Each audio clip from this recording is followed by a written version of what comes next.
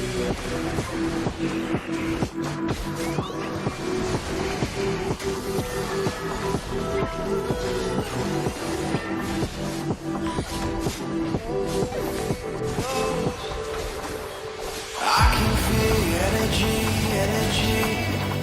like you're standing next to me. You're forever on my mind. You're forever by my side. Won't you hold me closely? I don't wanna fade away. Please just watch over me. It's not easy. Your love is more.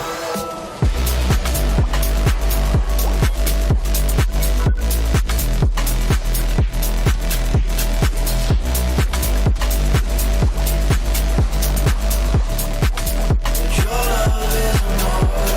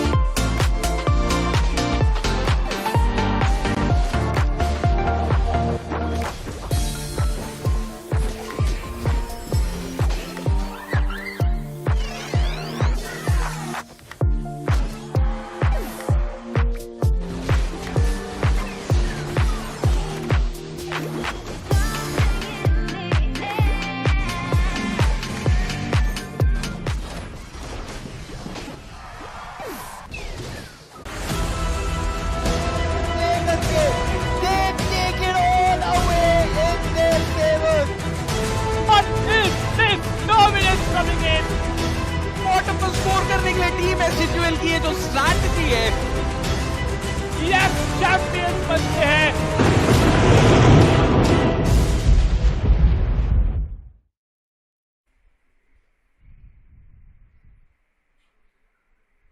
Welcome back, ladies and gentlemen, to Skyesports League 2023 Pokemon Unite with Glance, all in one platform for everything gaming, from your live streams, from news and multiple games, all on your mobile lock screen. Now we'll jump back into the matches that we are going to be having. My name is Lucifer. Along with me, joining on desk, it's going to be Raider. How well are you prepared for the day 5 of action, Raider? Because yesterday it was clean once, but I don't think today they're going to be so clean.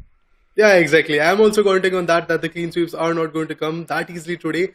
Although we do have a match of Delhi Masters, I would love to see how they're going to face for Bangaluru Crushers, because Bangaluru is one of those amazing teams which is maintaining their own pace in the top 4, top 3 to be precise. So it's definitely going to be quite hectic. And if you guys, as an esports enthusiast for Pokemon Unite, want to register, want to play some tournaments, go for the May qualifiers, guys. The links are in description and also pinned on the live comment. You can actually go for it. You can register if you have a roster, so that you can take a part in that kind of competition. All in all, moving forward, let's talk about the teams. Let's talk about the 8 elite teams, 8 major cities coming into the factor, and that is Mumbai Aces, Chennai Clutchers, Pune Pros, Bangaluru Crushers, Punjab Pinnacles, Kolkata Tridents, Delhi Masters, and all in all, Hyderabad Nawabs are also there. Rero, one thing I love about League 2023 is right now they're not supporting teams, they're supporting their favorite cities, the cities major of the people are from. Sometimes it also happens that your heart is in one place, but the team you kind of support is in one place. But at the end of the day, you support the team, and I think that's what support the city, and that's what I'm looking forward to. As we jump into the schedule, next day, 8 days are going to be there, but I'm going to give you a quick brief up. Today's matches, as you saw already on screen, is Bengaluru versus Delhi Masters, and then we are quickly jumping into the second one, which is going to be Punjab Pinnacles versus Pune Pros. The next upcoming 3 days, you can expect Kolkata Tridents and Chennai coming into action against also Mumbai with Hyderabad Nawabs. So the table toppers will be coming into play in the next 2 days, but on the 4th day as well from today, you will be seeing Hyderabad Nawabs as well. Again, the table toppers, but Bengaluru will be taking some rest until May 2nd, and then they would be having some back-to-back matches. One thing that I'm pretty looking forward to is Bengaluru versus Hyderabad, which will be later down the week, which will take some time, not right as of now, because I'm pretty sure throughout the matches that is happening, and as well as the viewers who are excited to see the matches, one thing they're looking forward to is the table toppers going against each other.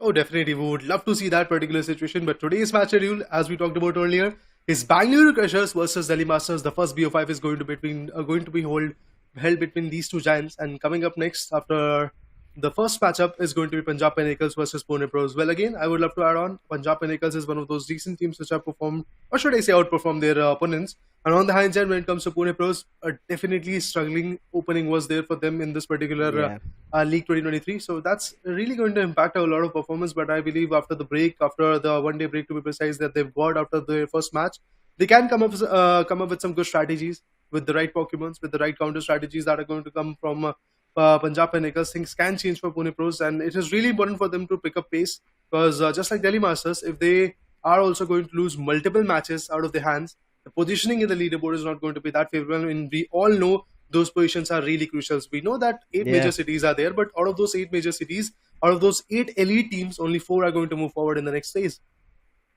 Let's see how it works out, but as of now, my heart, where it stands, is going to be Bengaluru, the city itself, as well as the players from Bengaluru Crushers.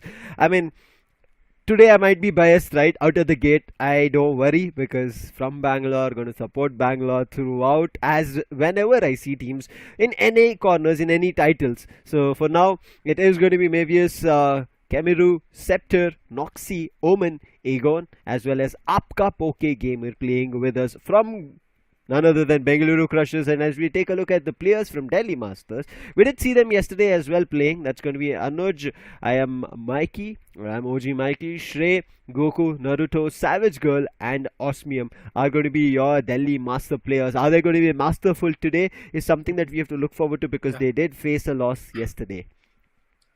It was troubling for them in the first match that they played in the day number 1 against Hyderabad Nawabs. We had Savage Girl as the CC playing for the team, and eventually yesterday, if I'm not wrong, it was Osmium playing for the team. It was a beautiful battle coming up to an end, but yes, Delhi Masters were struggling quite a bit. So that is the one thing they have to recover, I believe. They have to go for the Rayquazas, they have to go for the objectives, and the main objective is about scoring the goals, and that is something Yes. this team can actually go for. Delhi Masters, to be precise. On the hindsight, when it comes to Bangalore Crushers, that is a particular team which loves to go aggressive, but knows when to be passive, knows when to have those strategies right, knows when to farm and do stuff like that. But coming back to the fact of Bangalore Crushers, the giant known as Omen have the damage of 2,08,893. The damage taken is 2,51,731. Well, it is kind of a little bit overwhelming. On the other corner, the recovery is also kind of very amazing. 4,24,547 to be precise. And the Pokemons, the combinations, or should I say the Pokemons that he loves to use, are both the supporters, that is the Comfy and Hoopa. 57% is the pick rate for the Comfy. Well, that's a great Pokemon for sure. But Hoopa, that can help them a lot. And we have seen in the recent matches how Omen is a beautiful X factor for the team known as Bangalore Crushers, and obviously 29% of the pick rate and clearly showcases that Hoopa is one of the favorable Pokemon for Omen, and he is tremendous on it.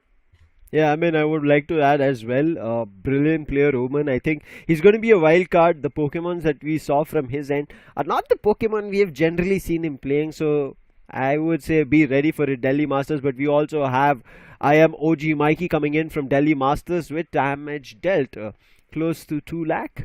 Yep. Around the overall stats, it will be good to talk about it, as well as damage taken 4 lakh. I think this is what we have to pay attention to. With 4 lakh close to damage being taken, it tells us that this player picks up tanky Pokemons, and that is what he is answering with Lapras as well as Blastoise coming in. So I'll be looking forward to more such scenarios propping up. But we saw yesterday as well, whether you take up these defenders or not, you have to be very efficient in helping your team initiate a battle. You cannot just sit idly and take damage and then you say, oh, I did take the damage and it did not work out. So I think that's something that Delhi Masters as a team need to master and get synergized with, because that's the main thing that was missing yesterday. Because their second game that we saw, Raider, was amazing. You saw, right? Kolkata Tridents had nothing in control, but it was just one small slip up that happened right at the legendary pit towards the final stretch battle is where Delhi Masters lost all control. Otherwise, it could have been a 4th round or the 5th round of the best of 5 that we ended up maybe seeing. But it didn't happen. Delhi Masters, I'm pretty sure they've gone through it, they've worked around it, they've made corrections. I hope those corrections come into fruition today. Raider, what are your thoughts? Delhi Masters today, do they have any chances? What are your predictions? Chances are there for sure. Yes, I would love to add on that the chances are there, but then again, they have to be right on point when it comes to their strategies, when it comes to their bans, because they have to pick that particular Pokemon which is quite chaotic from the ends of from the ends of Bangalore Crusher, and eventually shut them down in the ban phase. And after that, be ready with the counters for the other Pokemons that the Bangalore Crushers are going to choose, because it's not all about Delhi Masters right now. They have to look after to the opponents as well. Who is the opponent? In the first match, they had Hyderabad Nawabs. In the second one, they had some other team, and right now they are facing Bangalore Crushers. So it's not going to be same. It's not going to be the same level of anticipation. Even if the same teams are going to come in, things can change quite rapidly, because the right choice for the Pokemon is what the Delhi Masters were not keen on yesterday, and along with the synergy, as you said. So these are the two things I believe Delhi Masters have to configure so that they can bag out a beautiful victorious fight in their favor. Although I really doubt that it's going to be a clean sweep for Delhi Masters if they are going to win against Bangalore Crushers. It is going to be a struggling win, but if the win comes in, they will have a sigh of relief, because 2 losses for them, and that too with a very nominal amount of average goals. That is going to be quite chaotic, because in the first day, if I'm not wrong, I did saw a 45 goal coming in, just 45 goals in 10 minutes in the last game of that particular BO5. And yesterday also we did saw somewhere around double-digit goals coming in for Delhi Masters in the last or second last game that they played against the opponent. So that is actually looking quite struggling for Delhi Masters, not just in terms of the victories and the losses, also in the terms of average amount of goals that they're securing in an BO5. And that's going to be really important. So today, it's really important for them to bag out a victory against Bangalore Crushers. Not just that, be consistent in scoring some amazing goals, have a buffer, have a beautiful buffer in their favor, close to somewhere around 600, 700, 800 goals are there, then I believe they can sit comfortable. But it's going to be a hefty demand for me. Yeah, I agree with you. That's a big demand that you've just made, and especially that I've already said my love for Bengaluru is going to be on high today. So we might just have a little bit of a caster tussle as well on desk here, Raider. I'll be looking forward to. I'll be eyeing on you as you supporting Delhi and also rooting for a clean sweep. But I will root for our viewers as well, who can participate in the May qualifiers of the World Championship Series of Pokemon Unite. This is your chance. Now we did see in April qualifiers a new team coming up, taking down all the big name teams and getting the first seed for themselves. So I wish for the other players as well as teams who are looking forward to form and getting into Pokemon Unite on the global stage, World Championship Series is your chance. Make sure you register yourself or your team once you have made it, because there is still time. Registrations are open. If you're looking forward to the link, it's right pinned in the chat, or you can go to the description where you'll find the link as well. But now coming back into the game, as you did mention about a couple of things, we will also talk about what can happen, right? Because the draft will be coming up next. The bans is something that we'll be seeing very soon. But before that, quick gist of the leaderboard. You did mention about climbing up, right? Where right now maybe Delhi Masters can do it, and you mentioned about average goals. Look at them. Just because of their low scoring matches, their average goal is 172, whereas the highest is right now at 623, meaning an average of close to 700, 800 is what Hyderabad Nawabs have been scoring consecutively in the 2 matches that they've played. So Delhi Masters need to buck up right now if they want to get back into the top 4. Their only chances is going to be, yes, a victory, a clean sweep, but also getting better average goals. Because yesterday's match after Kolkata Tridents, you see, they have played 3 matches, they have only won 1, but they got a clean sweep yesterday, got a little bit of a better average goals, and that's the reason they've immediately toppled up and pushed themselves up to the 4th position. So Delhi Masters, this means they will also have a chance, but they have to get better. Oh man, definitely they are struggling at this point, and they have to come up with some good scores and also with some good victories. And if the clean sweep is there, that will be absolutely fruitful for them, because reaching out to the top 4 positions is going to be very helpful for them, because there.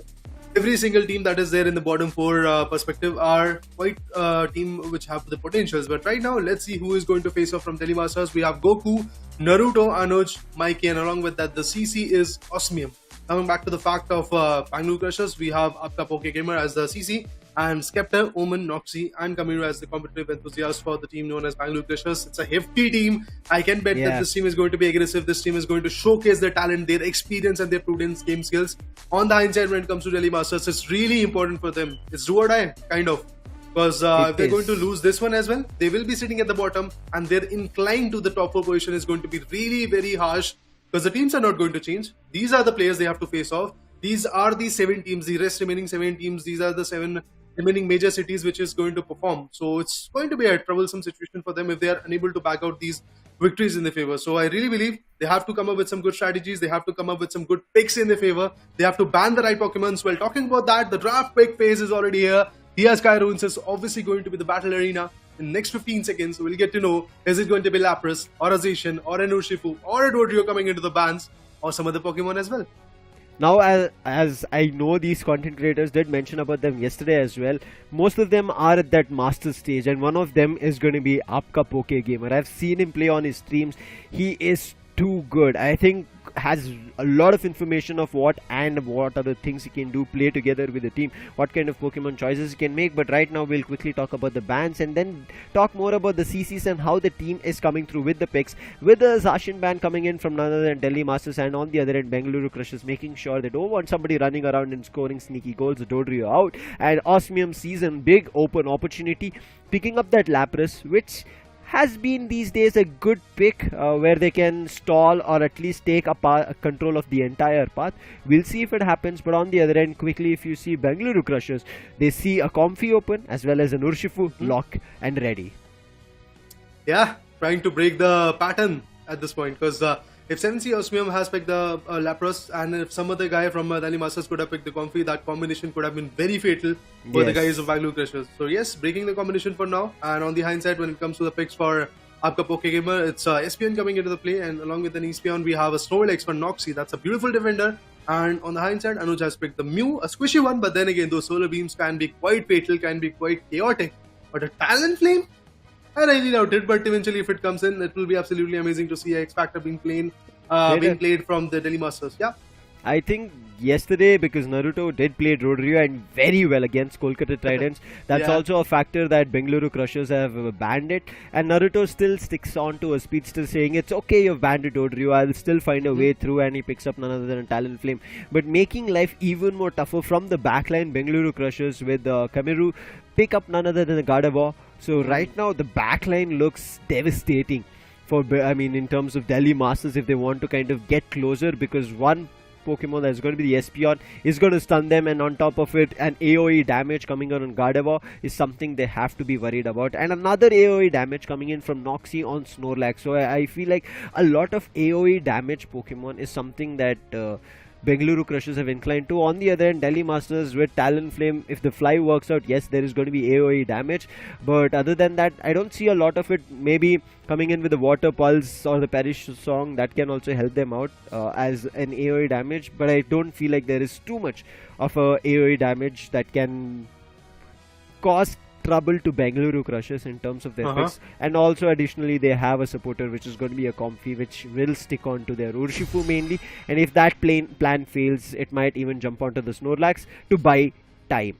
Right now, with all the players who have locked and loaded, ready to battle it out as 5 Pokemon trainers against another 5, Bengaluru Crushers versus Delhi Masters going head on against each other in this best of 5. Rooting for Bengaluru is going to be me, Lucifer, and on the other end, it is going to be Delhi Masters Raider. Let's see as we have this tussle through the game as well, Raider, as we start off this 10-minute matchup. These 10 minutes are going to be really important for both of those teams, but Bangalore Crushers, what is important for them to is just maintain their lead and maybe push themselves to the first position. On the inside, when it comes to Delhi Masters, they have to come up a bit. The Rals and along with the Comfy are trying to move in the top lane for Bangalore Crushers. They're trying to farm along the way, because leveling up is going to be really very important for that Gardevoir. As a special attacker, it has to come up with some good level buffs, then only those damages can be prevailing, fruitful for the team. Naruto on the high side with the Lapras, the defender is trying to go forward to just hold down the 4 AOS energy, was able to be successful in it, and along with that is going to farm a bit as well. Yeah, we'll look forward to early scoring as well as snatching away the wild Pokemons, and that is what is happening. Took up the last hit from none other than this little Kupfu Scepter running for his life. Comfy will make sure that he survives and gets back to the goal zone. Good use of Slow Smoke, but I don't think we'll find a KO. On the other end, Goku also facing a little bit of trouble. Light screen put from none other than the Mew, and this will buy some time. Delhi Masters have not lost anyone, and same goes for Bengaluru Crushers, as both of them are just slowly trying to smack on each other. But now with a big confusion hit, looks like Naruto might go down as the Psyshock was unlocked on the level 5 little Kirilla. That's the first KO. Bengaluru Crushers off to a good start in at least finding the KO, but Delhi Masters playing the objective really well, 41-35. Yeah, already switching up the competition into favor. Delhi Masters is trying to score the goals, as we talked about earlier in the caster deck. It's really important for them to come up with some good objective points in the favor and score as well. The special attackers attacks with that Gardevoir finds a beautiful KO onto the Talonflame. It's not working out for them right now, but obviously Naruto was quite good at it, but Naruto have chosen to play the defender role for now in this particular game, as Delhi Masters is trying to move forward in the top lane, and in the oh my god, areas like Legendary Pit, there is a competition coming in. Definitely Noxie and Aplha Pokegamer is putting up a lot of competition for now. 35 goals is what they are having. The competition, Raider, is between the Snorlax and Slowbro. Who's going to sleep more? And finally looks like, oh, Mew barely survives. Thankful to the Citrus Berry, was looking to score a big 20, but Mew is not giving up. Anuj tried his best, but the 20 and 27 followed up score comes in through. Bengaluru Crushers push up and take the lead at 82. The heavy hitter Urshifu is already ready with the level 6 advantage in his favor. But look at the Gardevoir along with the Comfy combination coming into the play. That can be quite hefty. It's clearly up for now. Yeah. But yes, we are looking at the fact of getting good scores for Bangalore Crushers. So Bangalore Crushers have figured out what is the strategy Delhi Masters is trying to work for. They're trying to score. Well, let's crush them down. We are going to score now, and they have secured 93 goals in the favor, along with some good KOs in the way. Lapras have not been KO'd yet. I would love to see how Lapras is going to play against the competition. And yes, the damages on Lapras is coming up quite hefty. The Gardevoir is not leaving it. Snorlax on the hindsight is also going to put a lot of dent onto the defender, although damage taken is not going to be that hefty for the Naruto, that Lapras. In the Legendary Pit area, I believe there is once again going to be a contestant coming in. The Talonflame wants to be sneaky, has got the level buffs in his favor, and also the orange buff was there. I believe for a second we did saw the purple buff also into the favor of the Talonflame, but it's not going to cut the deal. On the bottom lane, we have a Registeel.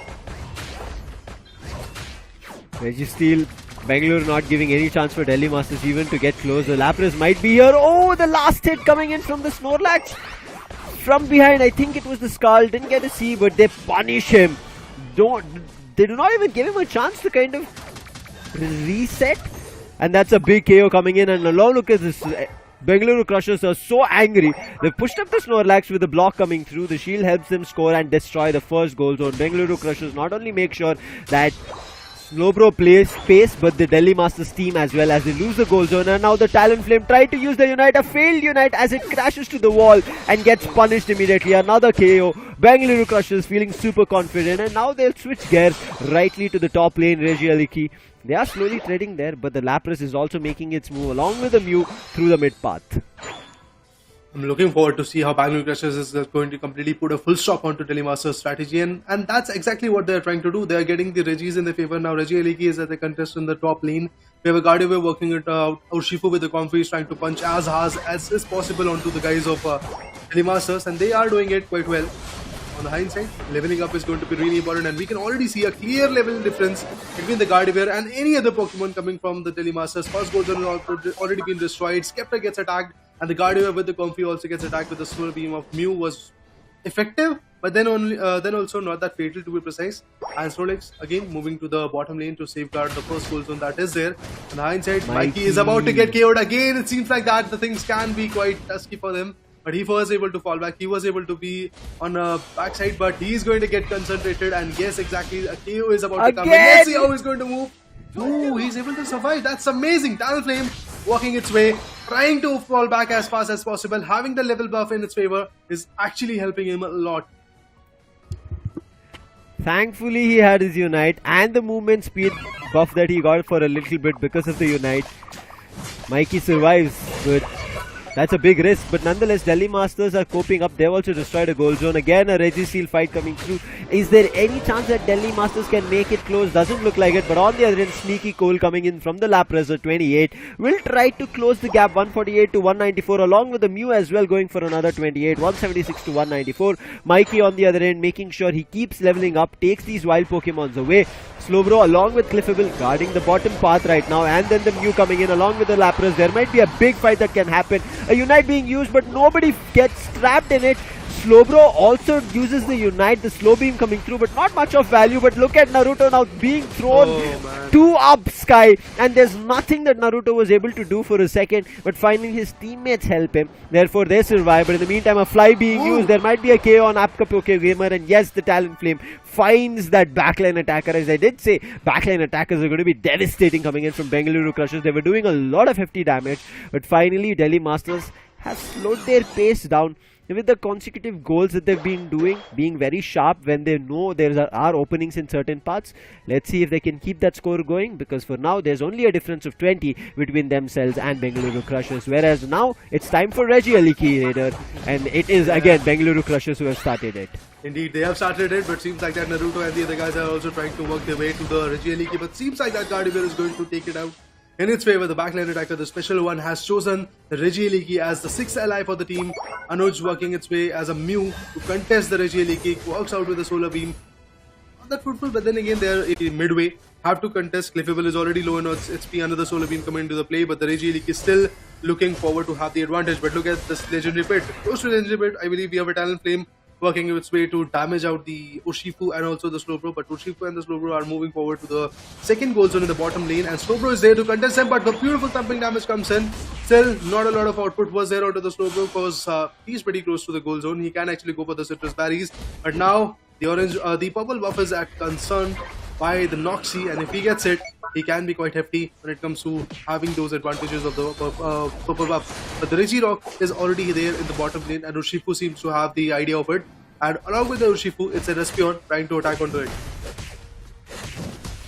No objectives given, no space on the map for Delhi Masters as of now. Thea Sky Ruins completely under lockdown from Bengaluru Crushers, but things might change because the goals are also close. I did say previously it was 10, but this time it's less than 10. I mean, it was 20 previously, and Bengaluru Crushers decide they're going to jump on Rayquaza. They will not wait for Delhi Masters. There's a meltdown going right now. It all depends on this last hit. The entirety of Delhi Masters and Bengaluru going against together. It's going to be Lapras causing trouble. Urshifu jumping right to the Legendary to find some action. Unite being used with that Gardevoir, and then the side shot coming in as a confirm for none other than the Rayquaza, but the slow beam was a little bit too late, and Bengaluru Crushers make their way out with certain Pokemon having their shield to score a big 50, which will give them 100.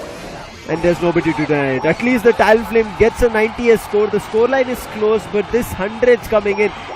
Nobody is able to stop this, and that is the big problem that Delhi Masters are going to face. If they're able to destroy any of the shields coming in from Bengaluru Crushers, they would have had a chance, but now a little bit too late to break the shields as they've already scored.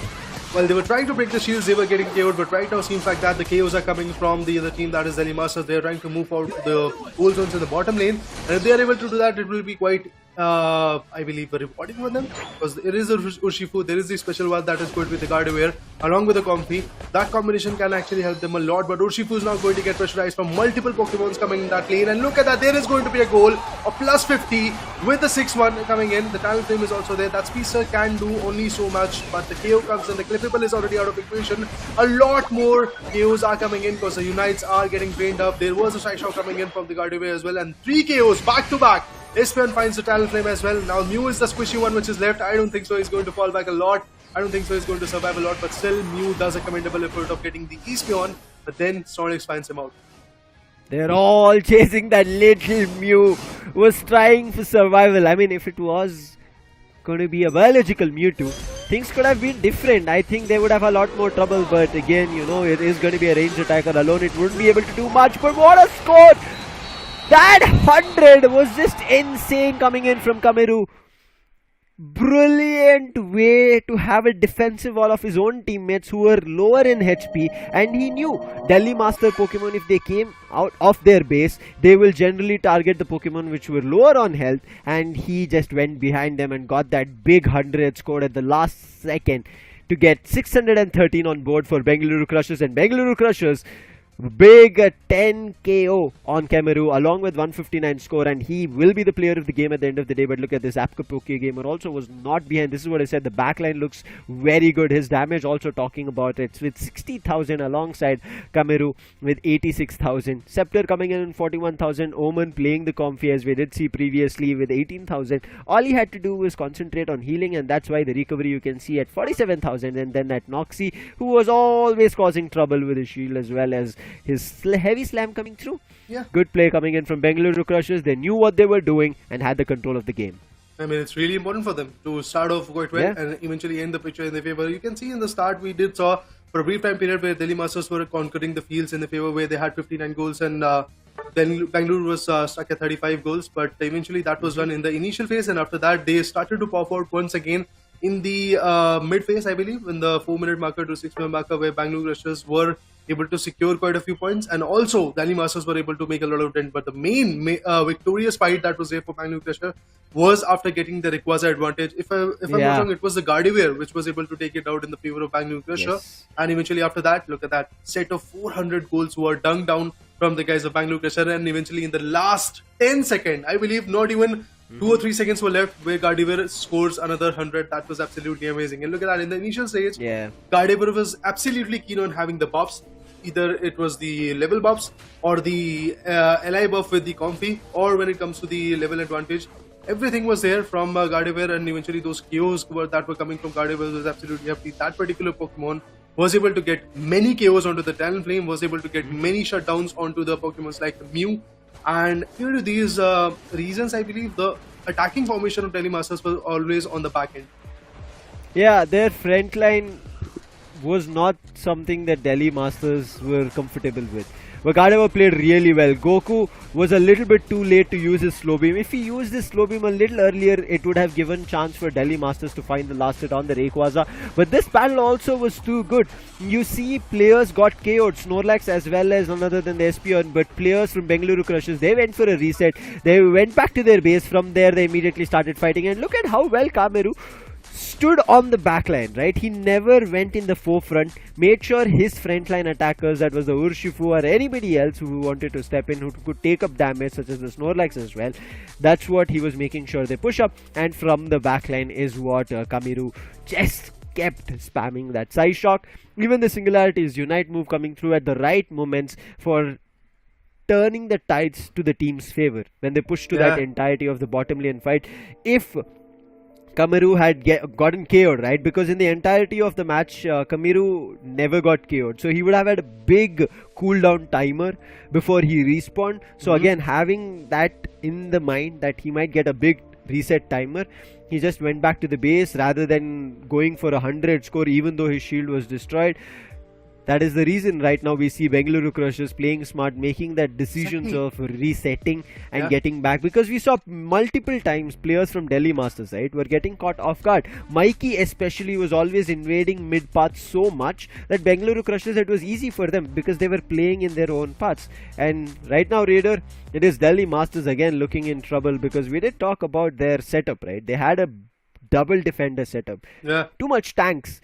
But we didn't see those tanks coming into play. We saw the Slowbro once going for a steal, which did work out, but that Slowbro never looked like it initiated a battle. Talking about Lapras, we saw bubble beams everywhere around the map, but none of them connecting with Bengaluru Crusher Pokemon. So I think that's something that I have to pay attention to. Oh, for sure. Choosing the right ones is going to be really important, and playing with them, getting those strategies right is going to be even more crucial for Delhi Masters. When it comes to Bangalore Crushers, I just absolutely love the way they utilize every single Pokemon. Either it was the Gardevoir or some other Pokemons like Espeon or the Snorlax. Every single Pokemon was putting their effort, and 110% to be precise, in order to get this victory in their favor, because they want to get a clean sweep. And this is one of those teams, Delhi Masters, no offense to them, but this is one of those teams which can give them that buff in the leaderboard. They can secure some good points against them, and that's exactly what we are looking at. No doubt that Delhi Masters was able to reach out to a 300 marker, which is obviously going to increase a bit in terms of the average goals, but then also they have to bag out a clean sweep if they want to be a little bit more favorable, be in the top 5 or top 6 in the leaderboard. That is not going to be the case. Well, we have to leave aside the clean sweep situation for the Delhi Masters. Now we have to see how are they going to set up a score and maybe give a comeback in the next upcoming 3 games, I believe. If they are going to bag out a 3-1, or maybe in the next 4 games if they want to bag out a 3-2 score. If we go to the decider, it's not going to be easy for sure. It's going to be a troublesome one. As you said, they are choosing the Pokemons, Lapras being a new one, but still their strategies are not right onto that particular perspective. But all in all, that was about the match 1, game 1 for the day. Moving forward, we are moving in the game number 2. Ban phase is already here. The top pick phase is going to come in, and as usual, the PS Kyurem is going to come for us as the battle arena, where these 2 giants are going to face off each other. And the first picker will be Delhi Masters, who is going to get the advantage of choosing the first Pokemon. I believe again the Lapras could be there when it comes to the first pick, but before that we have to look into the fact of ban phase. Zacian and Urshifu for me are going to be the 2 Pokemons that might get banned, but Zacian is there. Dodrio again, a pretty similar ban coming in from the previous matchup. So I believe Bangalore Crushers have a very keen idea that we will not give Naruto the Dodrio, because we did saw yesterday what happened. I mean, in previous game as well, I thought Naruto will be the one keeping the Speedster, but in the preparation phase it got changed and Mikey picked up the Talonflame. But right now, again, it is going to be the first lock of an Lapras, no doubts. And on the other end, it should be the Comfy and Urshifu coming again for Bengaluru Crushers. So it looks like Delhi Masters has given similar advantages for Bengaluru Crushers. They could have maybe given away the Lapras. I understand Lapras is the newest Pokemon, so it is not easy to counter. But now that it's been the 5th day of the tournament, I don't think any team has any trouble countering that Lapras, which we have seen happening from yesterday. Delhi Masters picked it up, even Kolkata Tridents picked it up. They also had trouble, but Kolkata Tridents concentrated on the objective. But looks like, again, sticking on to the same thing in terms of the picks is what Delhi Masters are inclining to, except for the change that they're bringing an all-rounder. That is going to be your Aegislash, and I don't know how well it'll function into their playstyle, because I do see double defenders. Previously there was also a Clefable in the mix that we ended up seeing, but now with an all-rounder coming in, I'm not too sure. And to make matters worse, Kamiru, we did see him go bonkers and hammering down the players of Delhi Masters in first round. Now he's gone in with an Absol pick. I think there are 2 Pokemon right now that is just a little bit too good, and if a player knows to play, one is going to be the Zacian, and now next is going to be Absol, because yes, Zacian is an all-rounder. On the other end, Absol is going to be a speedster, and his crit damage is insane and out of the world. I'm looking forward to see how Kamiru is going to put that fruitful output for the team known as Bangalore Crushers. On the hindsight, pretty similar approach as we talked about in the previous game as well. The approach is kind of similar, where we are going to have some switch-ups like Edge Slash is going to come for the Delhi Masters and Absol is going to come for the Bangalore Crushers. Other than that, I believe everything is looking kind of similar. The Gardevoir has been replaced by the Kamiru as the Absol comes into the play.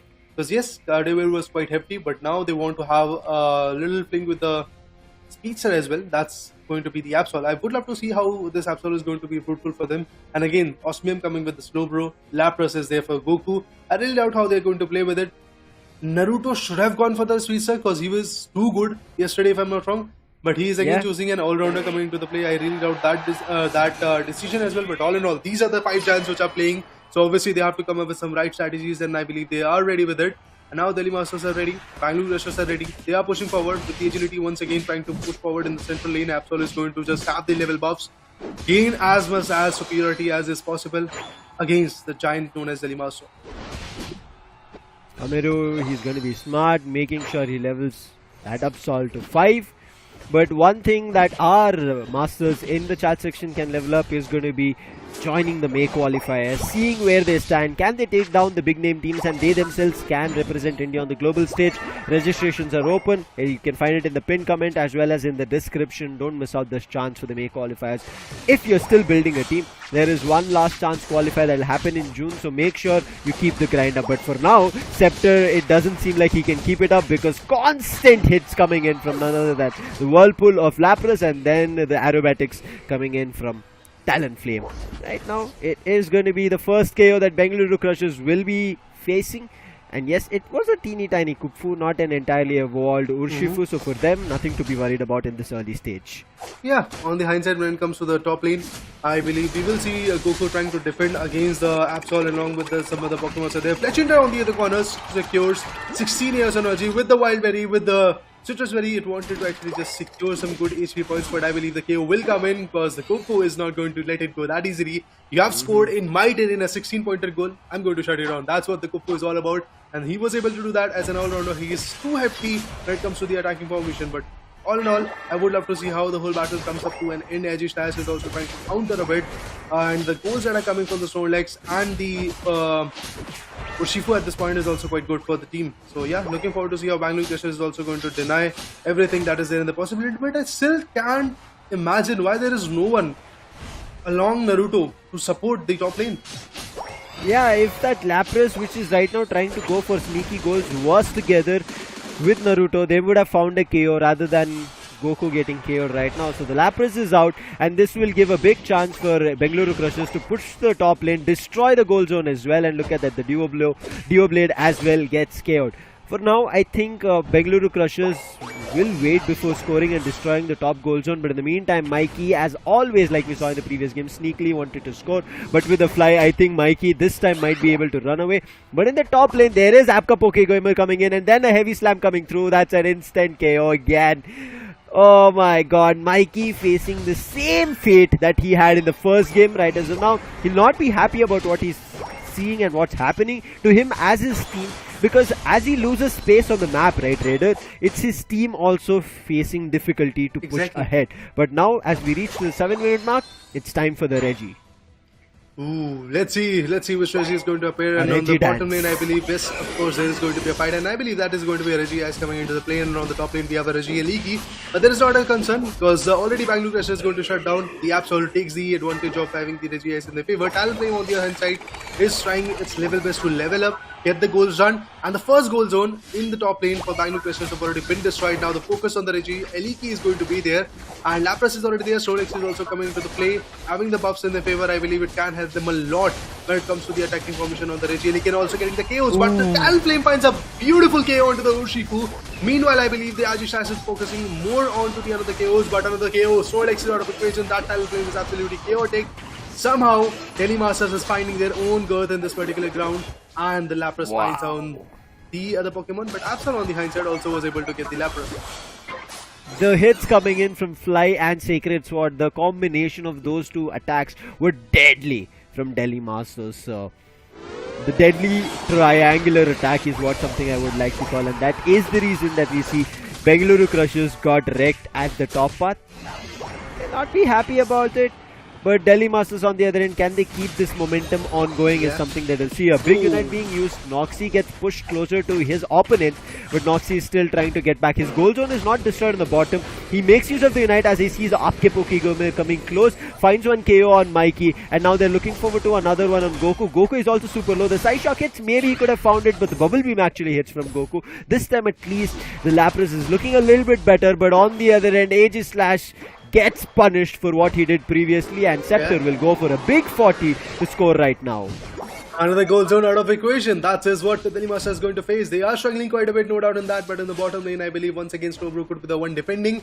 In the mid lane, Absol along with the Comfy. On the hindsight, we have the particular Pokemon known as Urshifu also trying to go for the bottom lane. But yes, as you said, Kamiru is being a very sneaky Pokemon. Meanwhile, also trying to get the opponent's orange and the purple buff, if I'm not wrong.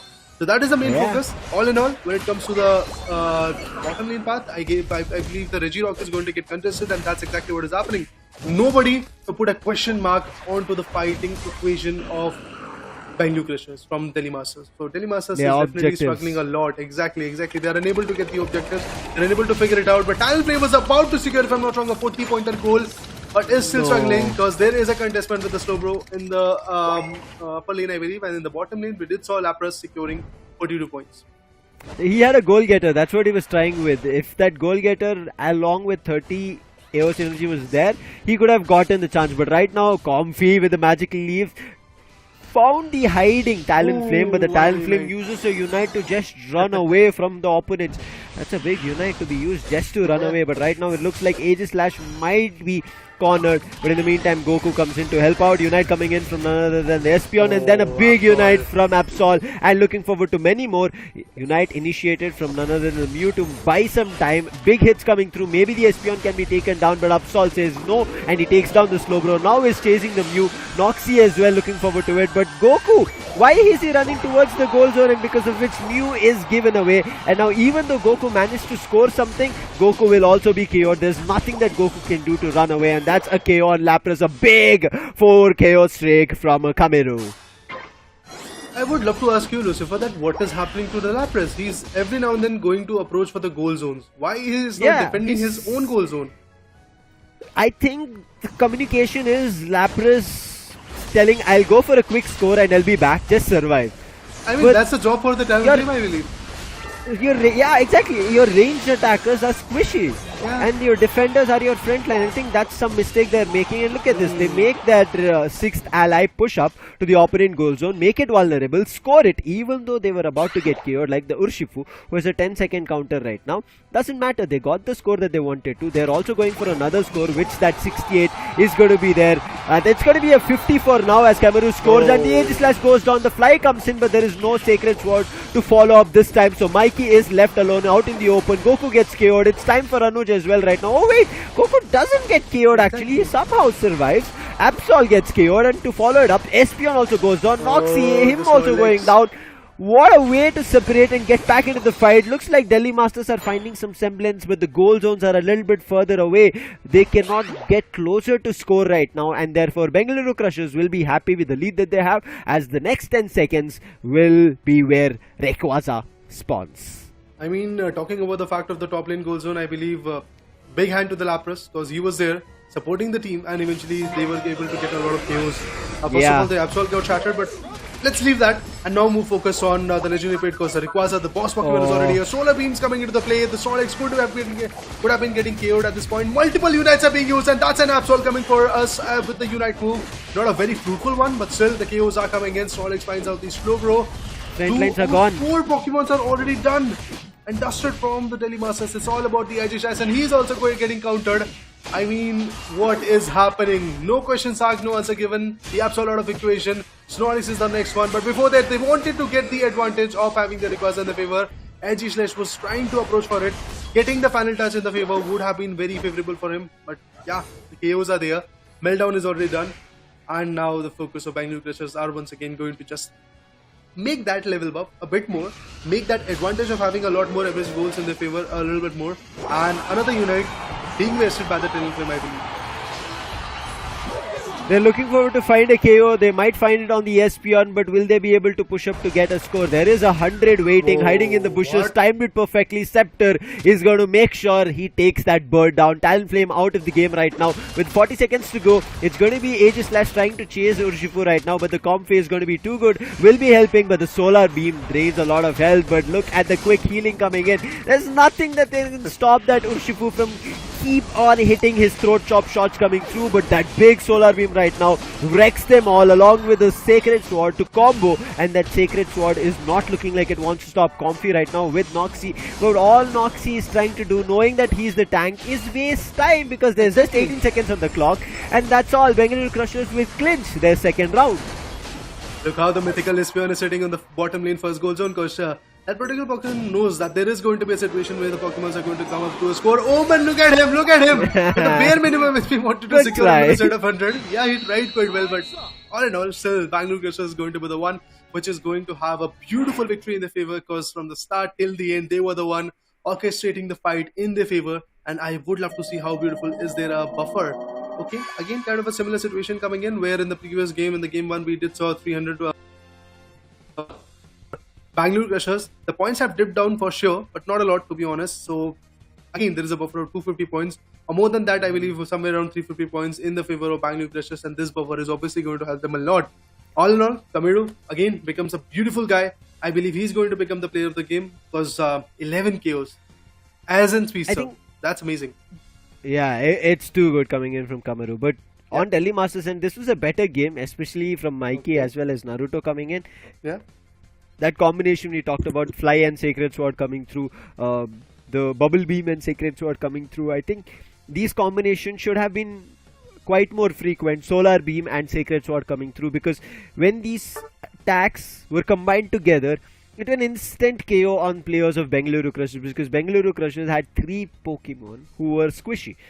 That's Speedster, then the ranged attacker, and even their the supporter which they had on the Comfy was kind of squishy Pokemon, and especially it was always tagging along with Scepter, who was playing the Urshifu, and Urshifu also when hit, because he is an all-rounder, he cannot act completely as a tank. When he was getting hit with 2 moves simultaneously, it was an instant KO on him as well. So I think Bengaluru Crushers had vulnerabilities, but Delhi Masters couldn't exploit much of it. Even though they got some amount of control and semblance, and they tried to keep the score at par, but it was just the last fight. I think that the last fight where Slowbro had an early slow beam, that Unite coming out, and that Unite went on none other than Noxie, the Snorlax. I think if it was anybody else that the slow beam was used, Raider, it could have been a different scenario, because you see the graph also tells you both the teams were scoring at par together at all times. Yeah, I believe in the legendary pit, what we saw as a beautiful stance coming from Bangalore Crushers was getting the KOs onto Delhi Masters. If it would have been not there, I believe there would have been an opportunity where Delhi Masters could have swooped in with the Talonflame and also get the advantage of the Rayquaza in their favor. But I would love to add on that Talonflame was quite fruitful. At the same time, was quite I believe menacing as well. At the same time, it was unable to get the Unites in their favor. Yes, the combo attacks were good, but then the Unite moves were a lot of situation where Talonflame was using those Unite moves to just completely fall back from the situation rather than getting the damage onto the giant Pokemons coming from Bangalore Crushers. But yes, for some time, I believe in that particular fight where we were talking about the Lapras not being the advantage for the team, Lapras came in, was able to sweep out a lot of KOs. Look at that. This particular fight I was talking about where Lapras was as a beautiful defender for the team, and due to that tanking formation coming in from Delhi Masters, they were able to get multiple KOs in the top lane. So that is the one thing I believe if Delhi Masters is once again going to choose the Lapras, they have to work on at using that Pokemon, that mythical giant, in the right manner, so that they can get the favor of the game. Yeah, I mean, for all players and I would say trainers, they know Lapras.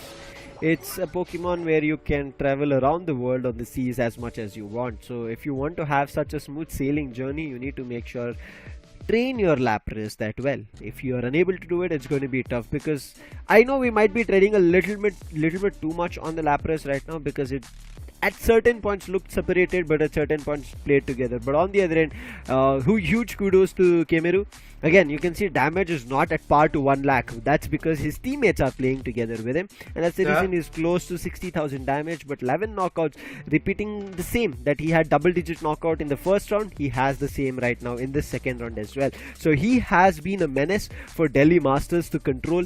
And Bengaluru Crushers at all time, we did not talk a lot about the level difference, but Bengaluru Crushers always kept doing that for themselves.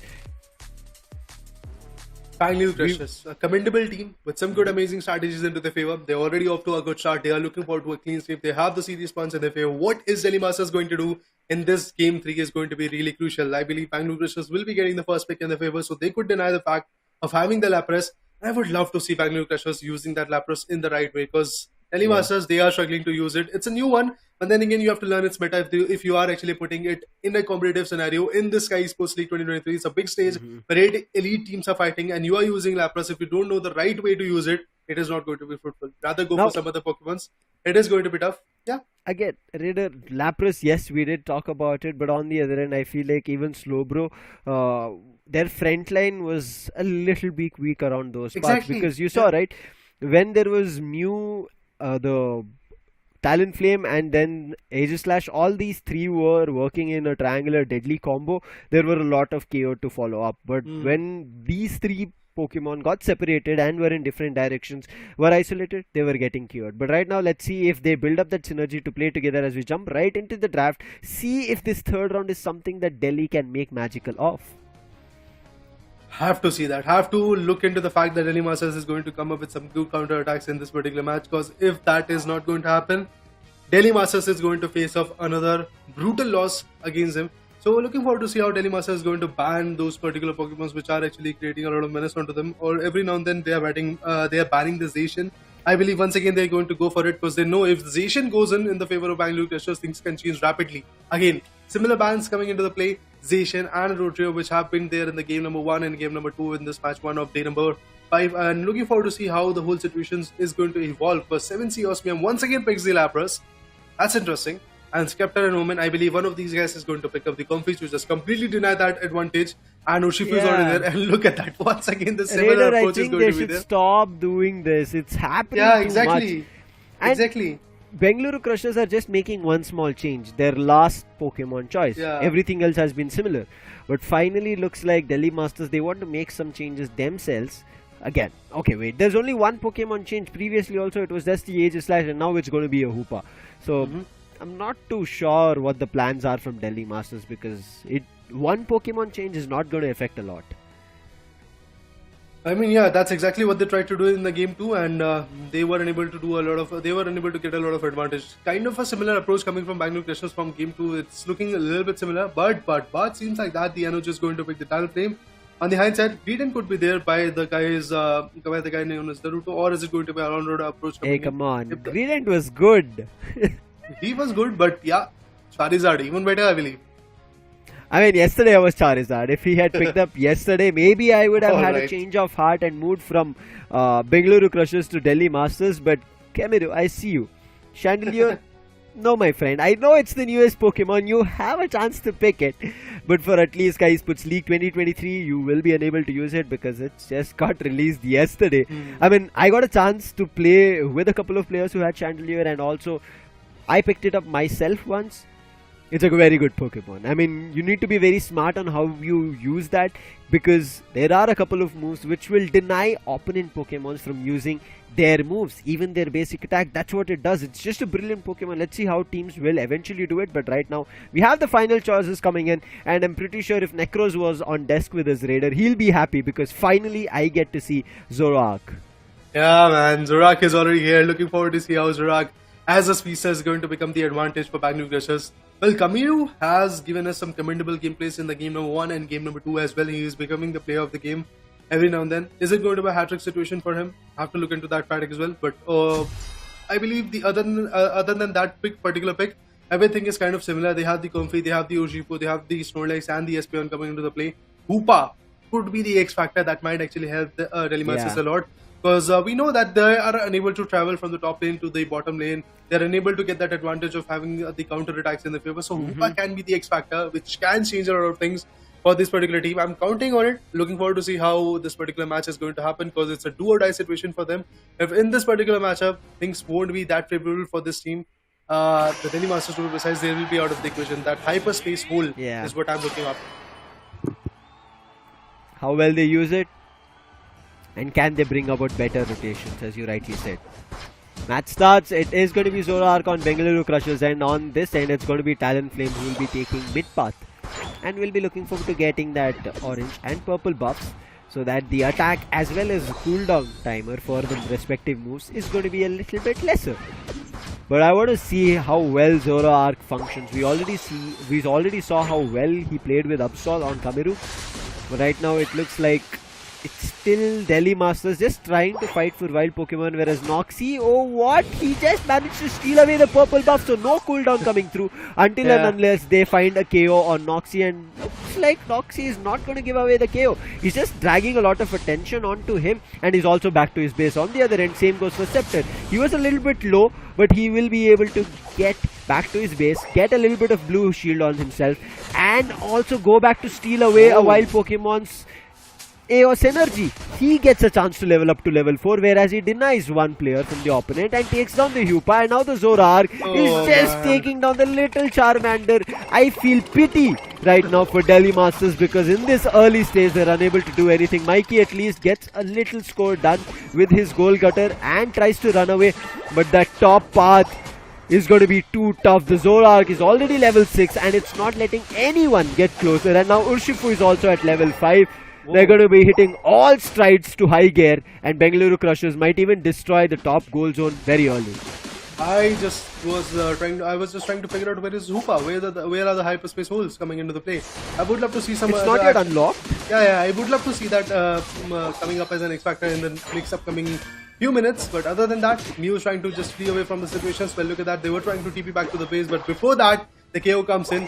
Yuaa maintaining its own safe distance, and meanwhile also tagging up the Urshifu. But look at the Zoroark. Again, a beautiful KO on another Speedster. Speedster versus Speedster of a similar level, I believe. Kind of a similar level, to be honest. Because Talonflame is stuck in level 6, and the Zoroark is about to reach out to the level 8.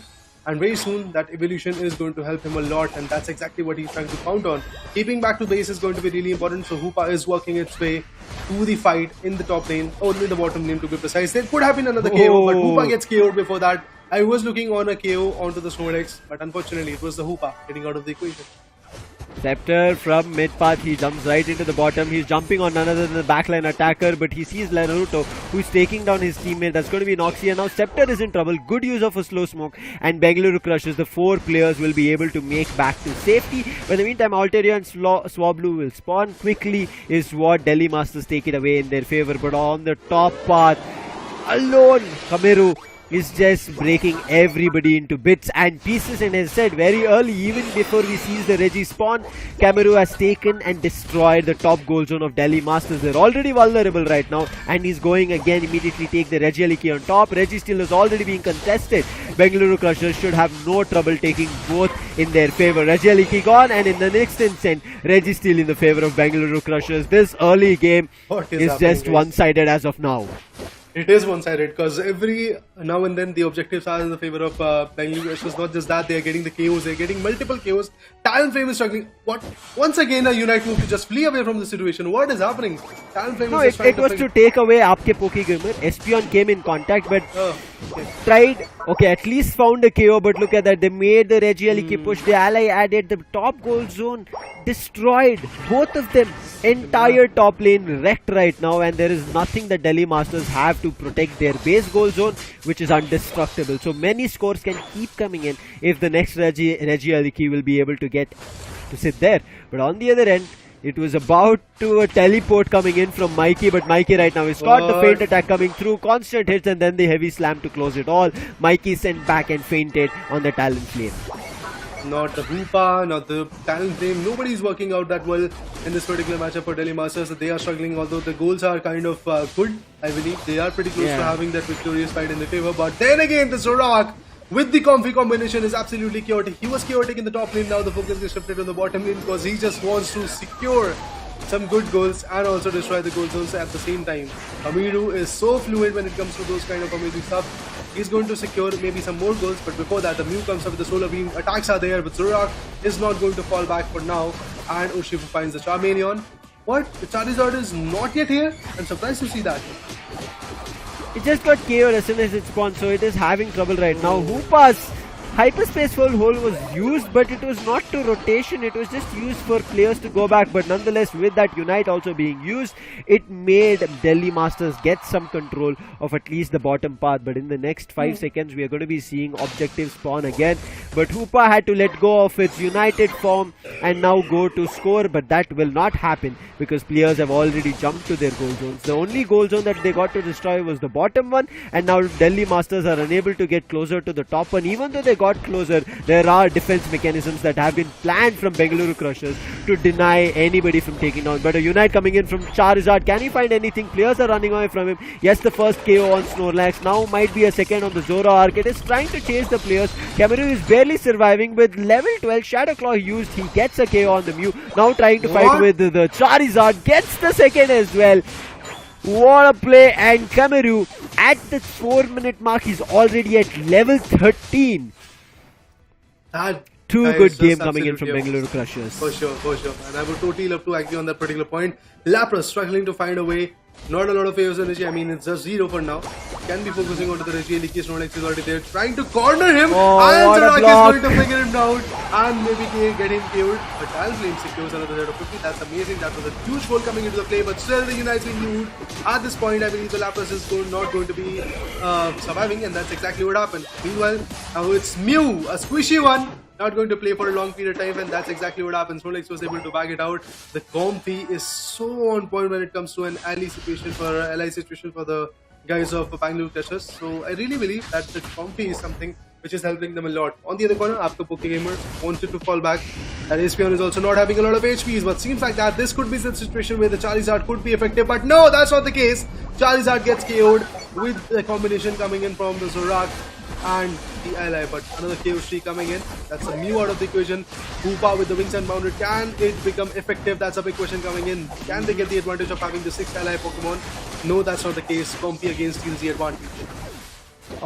3 KO streak on Cameroon. Make it a 4 as he takes down the Lapras as well. There's nothing right now that players from Delhi Masters can do to stop Bengaluru Crusher Pokemons. At least one thing that is working for them is the score. Delhi Masters have been constantly playing in that objective that they need to keep scoring, and they'll find a chance to take advantage and control of this game. 225 to 283 right now. They're fighting with the ally Pokemon. That is going to be the Regieleki. In the meantime, Bengaluru Crushers have already stationed themselves for the next upcoming fight. That is going to be the Rayquaza. They're hiding in the tall grasses, waiting for Delhi Masters to come up close, and they is going to be bouncing on them, making sure it is another instant KO. Look at them. It is going to be a 4 stack at the tall grasses towards the bottom path. Man, I don't think they're going to be ready for this. Cameroon gets a little bit closer. I think they saw them using the jump pad. Jump on the Charizard. Charizard trying to run away. I don't think for far it'll be going. There is a chance. Grass not coming in, tying him. And that is going to be a KO on the Charizard. In the meantime, Talonflame will get a big 100 with the use of the goal getter. But I think that 100, will it be helpful in the last game is something that we have to see. 325 to 283. For now, Delhi Masters have taken the lead, but Bengaluru Crushers are not wasting time. They want to melt this Rayquaza. And again, it's going to be the last hit and the meltdown coming through. It is going to be Bengaluru Crushers closing it out. There's nothing that's going to stop them. Rings Unbound coming through, breaking the shield of Urshifu. But Cameroon, smart as always, runs right to the goal zone. Scores a big 100 coming through. He's trying to help his teammates as well as he getting closer to the goal zone to get more AOS energy and from preventing any more destruction coming through. Another 100, and this will seal the fate that Bengaluru Crushers will close this third game in their name, and the series will go to Bengaluru Crushers. 1 more minute to go, but still not a lot of hopes in my mind for Delhi Masters at this point. But the Unites coming into the Talonflame's perspective, it might help them to get 1 or 2 KOs, and if the KOs are there, they might get an opportunity to go for the bottom or the top lane goal zone on the hindsight. But yes, the players are ready in the legendary pit, once again trying to safeguard their own goal zone. They're trying to defend, and that particular Zorak is absolutely chaotic. Look at that. Another set of KOs coming in. Charizard is already out of equation. That Aurora getting out of the equation is going to create a lot of dent. Along with that, Mew also gets countered, I believe. And now the possibilities of having some goals in the favor is already out of equation. But yes, they are approaching for the bottom lane goal zone. But same situation for the Bangalore Crushers. Zorak and the Comfy goes in to secure some more goals. KO comes in from the Hoopa's perspective. Espeon is out of equation. Naruto could actually secure some good goals, so just maintain their average goals. But I believe that is also not going to be that easy. Yeah. Hoopa goes in for the top lane goal zone. Rolex is already tracking him down. Just 6 goals coming from the Comfy. I mean, Comfy is trying everything that is there possible from the corner to just get even a single goal in their favor. But all in all, a beautiful clean sweep coming from the Bangaluru Crushers in the match 1. The first BO5 for the day number 5 of this Sky League 2023. The Pokemon Unite action. Bangalore Crushers are actually making a statement that we are the unfathomable team which you can't face, which you can't forget, which you can't change in your favor. You can't change one fact that Kemeru, he went, what would you say, Beast Unchained? 20 KOs. Yeah, 20 KO. Seriously? This is something that I've done in a solo game. Okay, I understand when you're playing solo and when you're trying to play ranked, and certain times you play better and your team, you're just trying to compose, you're taking the entire team's efforts on yourself. But to see in such a competitive scenario, hats off to you, Kemeru. Look at that, 1,17,000 damage. Previously we were talking, right, that the entire team was playing together, and that's the reason Kemeru is not close to 1 lakh. This time Kemeru says, I've had enough, man. I've been playing Speedster, I've played the Gardevoir as well, ranged attacker. I've been finding a lot of chaos. This time I want to just make sure I break all those numbers and show what not only Delhi Masters have to fear, but the other 6 teams, excluding Delhi Masters, have to worry about. Kemeru has shown up as a big man today and has been, I would say, a solo anchor as well at certain points, and Bengaluru Crushers defeat Delhi Masters.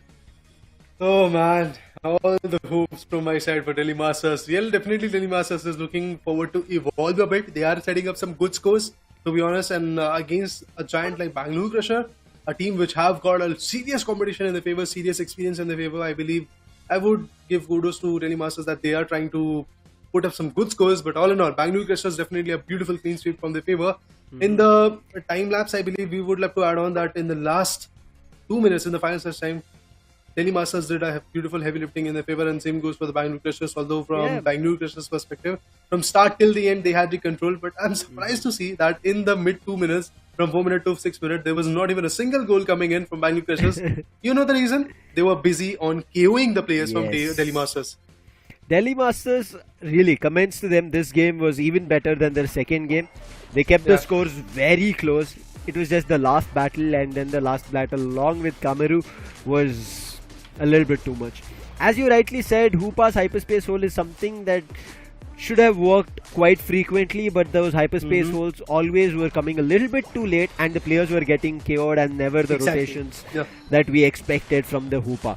Again, you need to understand that Delhi Masters as a team is playing with a CC, so they do not have the same synergy that they have as a professional team. So they're trying to build this on the go, and that is the same for Bengaluru Crushers. But Aapke Poke Gamer right now, I would say, has a little bit of more knowledge and perspective of entire Pokemon Unite, and that's the reason he's able to play with the team a little bit better, make use of his moves rightly, and find value out of it. As you see, Kemeru is looking unstoppable, and the way Noxy is also making sure, as Kemeru is fighting with somebody 1v1, he blocks that Lapras in a corner, making sure Lapras doesn't help a Charizard or the Hoopa, and then finds the KO. But all things went afoot was when Charizard got KO'd. I think that KO was super crucial to be not let gone off. And when Charizard was lost, Kemeru found that first KO, and then the grass knot to follow it up. There was nothing that they could do. And from there on, it was just them trying to have a reactive approach, Raider.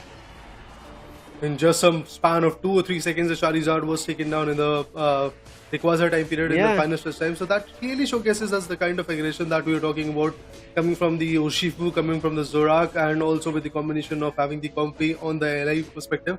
That actually helped them a lot. Well, it's funny to see that Lapras, a very great Pokemon, coming into the play of Delhi Masters, but they are unable to get that advantage because the Comfy is in the hands of another one. So that is absolutely amazing. But Kemeru, back to back in the 3 matches, he was able to help his team, becoming the team having the clean sweep, and also becoming the player of the game for straight up 3 games in its favor. 272. It looks like just the way his Pokemons evolve faster and faster. He is also evolving when it comes to the KOs. He is also evolving when it comes to the damage that he dishes out and also the goals. That's absolutely amazing. 20 KOs. That's, I believe, a record that has not been hit yet in the Skyesports League 2023. But as we know, I know. I've been there from the day one, but I'm tallying the score and stuff. But yes, I believe this is the highest amount of knockouts that I've seen from an individual guy in this particular matchup. But it's a long journey. I wouldn't call it early, is a long journey. Raider. But I still feel like this 20 KO coming in from Cameroon might be the only record that we end up seeing of the highest KOs. Because it is very tough to see on such a competitive stage when you're playing for a competition of a 5v5, when you have a team. To see 20 KOs is not at all going to be easy. So for Cameroon to do this, it's going to be hats off. But his teammates also followed it up. It was not like Cameroon was doing this job alone. He was just uplifting his team alone. He had that synergy and communication coming in from team. We talked about it when there was a Reggie Aliki fight going on as well. But if you think you have a synergy like this as well, you can challenge these trainers in Pokemon Unite World Championship Series. The link for the registration is in the pinned comment as well as in the description. So make sure if you have a team registered right now for the May qualifiers, you might have a chance to represent India on the global stage, qualify for the regional playoffs. What a game, Raider, we had here coming in from Bengaluru Crushers. Them showing why they are right next to Hyderabad Nawabs in the table toppers, and right now they've also taken it. We'll quickly talk with the players and the winners and get back. Back to back 3-0 अभी चल क्या रहा है ये? कुछ नहीं, बस हम गेम एंजॉय कर रहे हैं और कुछ नहीं कर रहे, बस मस्ती कर रहे हैं, खेल रहे हैं, बस अपने रोटेशन दे रहे हैं टाइम पे, बस सिंपल, और कुछ नहीं, ऐसा कुछ नहीं। Everything is working out of course, but ये कमिडो को इतना देर क्यों लग गया जोरवार्क लेने में? आई मीन कमिडो का जो नाम है वो बना ही है जोरवार्क प्ले के लिए, तो आज अचानक से जोरवार्क क्यों? अगर आप अगर हमारे वीसी में बैठोगे ना, तो पता है क्या कर रहे हैं हम लोग इतनी मस्ती कर रहे हैं। हम कभी कभार तो ओमन भाई जानबूझ के भी बीच में हीलिंग मतलब छोड़ देते हैं, कहते हैं नहीं ऐसे कर लो, ओमन आपस में खेल रहे हैं, कैप्टन उधर उसको कह रहे हैं नॉक्सी का, लाइक मस्ती चल रही है ओवरऑल। और जो जोरवार की बात थी वो भी ऐसे ही मस्ती करते करते उन्होंने ले लिया, क्योंकि उससे पहले हमें एवरेज स्कोर और क्लीन स्वीप चाहिए था, तो उस समय थोड़ा सीरियस होकर खेल लिया। तो आज थोड़ा सोचा कि चलो ठीक है खेल लेते हैं, और आपने देखा कमरू कितना जबरदस्त जोरदार खेला है, बाप रे। तो ये सब चलता रहता हमारे इसी में।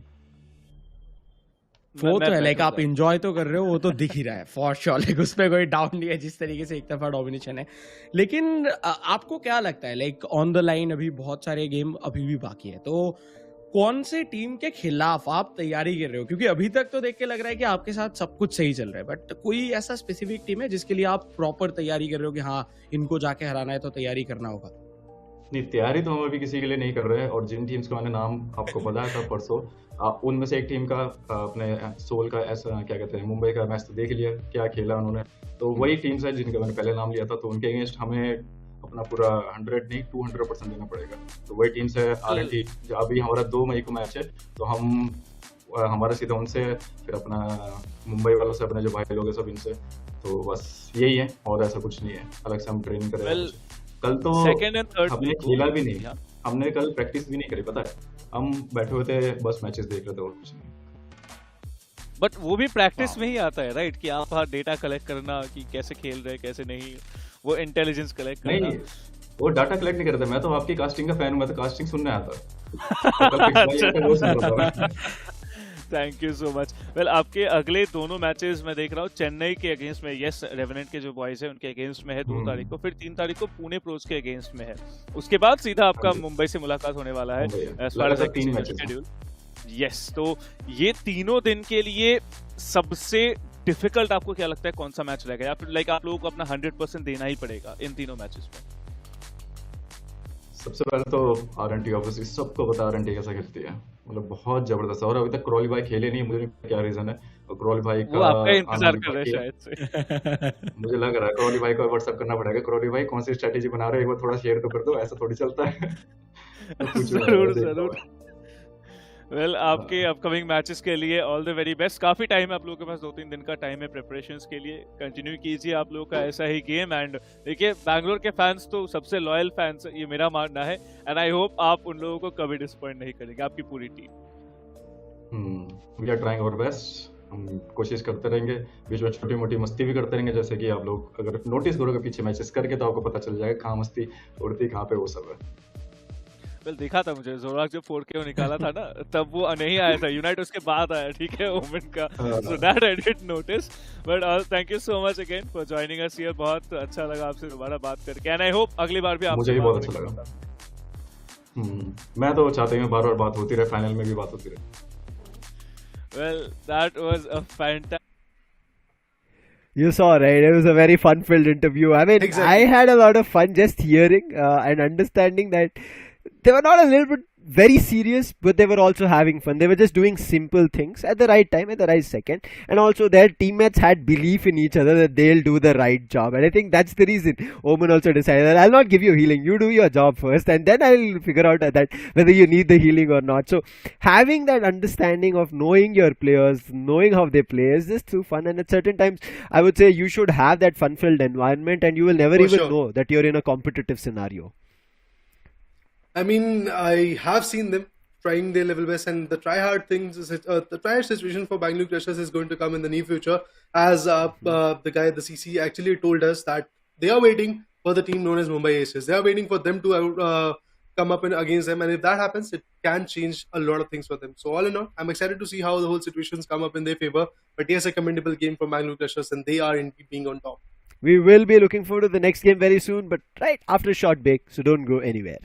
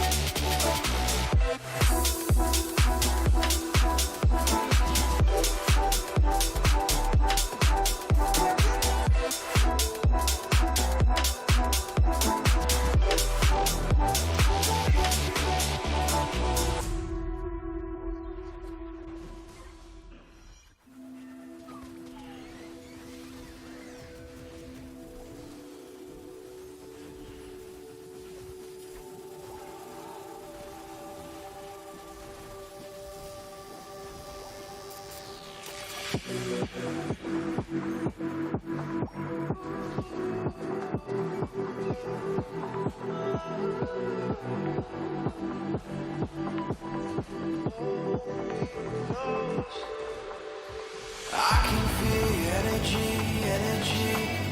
It's like you're standing next to me. You're forever on my mind. You're forever by my side.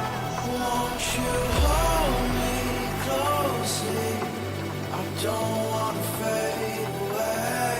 Please just watch over me. It's not easy. Your love is immortal.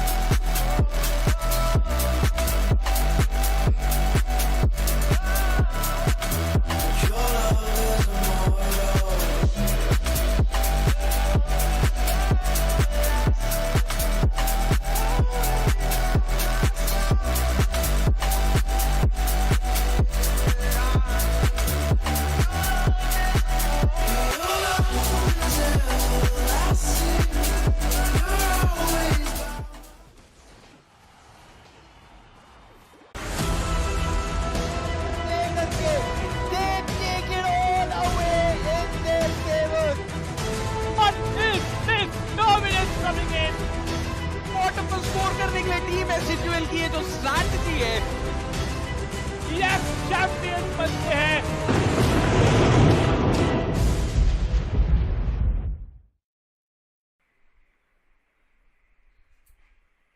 Alright guys, as promised indeed we are back after a short break in the Skyesports League 2023. The Pokemon Unite action is already on. It's day number 5. Match 1 is already over. Bangalore Crushers is actually crushing a lot of hopes for the teams. And they are setting up a lot of embarkments. Looking forward to see how they're going to move forward. Okay, that's nice. But we are not done, to be honest, Lucifer, because we are going to see another set of beautiful best of 5s coming into the play. And I believe this could go to the decider, or at least to the 4th round. Because this is Punjab Pinnacles versus Pune Pros. Both of these teams have to try hard to get some good victories into their favor. Because Pune Pros was battling against Mumbai Aces in the first match. They went out quite harsh, but eventually wasn't able to get a lot of output in their favor. On the high side, when it comes to Punjab Pinnacles, I believe there is one win and one loss for them. So this one is also going to be really very important for them to just maybe make sure to be in the top 4, because it's really important. Yeah.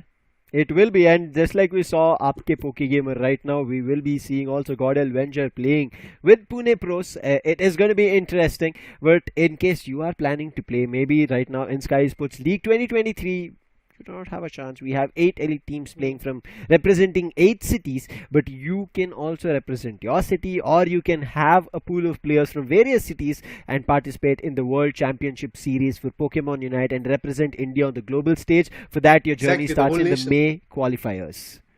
Yeah, as you said, the whole nation can be represented by you guys, and eventually if you are able to do that, that will be amazing. If you have the roster, if you have the synergy, if you know how to play, you can actually join it, or even just to get the experience out of it, you can actually go for it. And if you want to learn what is the meta, how you can explore it and stuff, we have the league. You can already see from the past 5 days, we can see a lot of action going down and dusted. And in the next upcoming 10 or 15 or 10 or 12 days, I believe we will see more and more actions coming into the play. The evolution of the action is going to be there. So that is a very good insight for you guys. And make sure to register, because the links are in description. And also make sure to follow the 8 respective cities on the Instagram handle page. Also, along with that, make sure to follow Skyesports on the Instagram handle so that you can get these scoreboards updated as soon as it's possible. Along with that, the schedules and stuff. But right now, coming back to the leaderboard, Hyderabad Nawabs, the true giants, are actually on top still. And Bangalore Crushers, what they are having is 2 victories in their favor, and they are at the 2nd position with 577 as the average goals. Mumbai Aces, with 1 victorious fight in their favor, is stuck at the 3rd position. 601 is going to be the points that they are having when it comes to the average goals. Kolkata Titans, 3 matches that they played, they lost 2, was able to get 1 win, and that win was a clean sweep. Viewers, they do not have to be worried. Bengaluru Crushers, yes, won the match. That has not been updated right now. This is the scoreboard as of yesterday. We will see today's scoreboard at the end of the day, fully updated. And Bengaluru fans, you do not have to be disappointed, because I know the feeling, being from Bengaluru, being a very loyal Bengaluru fan, that you rarely get to see such points grabbing up, whether, as I mentioned, in various different titles. And also we are loyal enough that as soon as we see a victory, we just get overjoyed. So right now, if you talk about the current standings after the first game of best of 5 today, it is Bengaluru Crushers on top. Average goals, I think, still around 500 itself, because in the first game it was 500, second game it was 600, and in the third game it was around 700. So it might have pushed a little bit towards 600 Raider, but nothing much more. But now, as you said, it is time for Pune Pros and Punjab Pinnacles, both right next to each other. Pune Pros, as you can see, Punjab Pinnacles, they have won them 1 match, but Pune Pros are right sitting below them. So for Punjab Pinnacles, it might be the advantage. They might be able to take it up, but Pune Pros, can they take it up? But we'll quickly talk about the roster in front of our screens. It's going to be Pardesi, Scare, Blair, Berserk, Rook, Somraj and Shivansh playing. Let's see how it works out. This is not their playing 5, but for the playing 5, we'll wait and watch who it would be. I mean, in the day number 1, where Punjab Pinnacles played in the match number 1, to be precise, they had Phoenix Shivansh as their CC, and eventually in the day number 2, we had Somraj as the CC for the team for the whole day. Looking forward to see what happens today. And all in all, there was a shift between the CCs and Rook. All the other players like Blair, Scare, Pardesi and Berserk were already playing as the particular 4 other competitive enthusiasts for the team known as Punjab Pinnacles. On the hindsight, Shivansh, Somraj and Rook, these are the 3 players which are actually switching up for now. But looking forward to see what happens today, because things can change. And when it comes to the roster of Pune Pros, we have Artis, Sadao, Gao, and then not Fury as well. Itachi, Disapple and Godel Wenger is the particular CCs that we are going to watch out for. But all in all, it's a good competition that we are waiting for. It's a BO5 situation. Yeah. I'm looking forward to see how Punjab Pinnacles is going to shut down the spirits of Pune Pros, or vice versa could be happening. Nordfira and Sadao are the two good guys coming from Pune Pros, which have showcases us the kind of domination that is required, and also some insights onto their carnage. You see, as you said, insights, we get a little more deep dive to what Artist Right. does. He picks up Blissey or Buzzwole. That has been his current pick Pokemons, both having 33%. The damage dealt and taken kind of gives you the idea. 50,000 is the overall damage that we've seen throughout the tournament, and on the other end, damage taken has been a little bit better, which surpasses 2 lakhs. This tells us that maybe he's a little bit better on the tanky Pokemons and maybe as well as on the recovery, because he has 1,45,000. So I think that's what they have to incline to on Pune Pros if they take a look on their stats, or maybe he just on a given day felt better on those tanky Pokemon supporters as well as the defenders, and that's the reason the better stats. Well, getting the better stats is going to be really crucial for them for sure, but Scare on the hindsight has secured some good damage points. Look at that, 5 lakh plus is going to be the damage dealt, and also the damage taken is going to be kind of similar, where there is a buffer of more than 30,000 points, I believe. On the hindsight, recovery is of 1,25,865, and the frequently used Pokemons for this guy is absolutely the love of Speedster, the YapSol and the Dodrio. 22% each is the pick rate for him, for the Speedsters coming into the play, but I'm looking forward to see how Scare is going to scare Giants coming from Pune. To be honest, I have seen him doing wonderful stuff when it comes to having the Dodrio advantage, also YapSol. That is absolutely amazing, but looking forward to see what he is going to choose today. Well, it's a really crucial match for Pune and Punjab as well. Well, the competition will be there. The carnage will be there for sure. As you said, both of them has to be, showcase their talent and eventually get some good wins in their favor, because the leaderboard is just getting broader and broader when it comes to the buffer.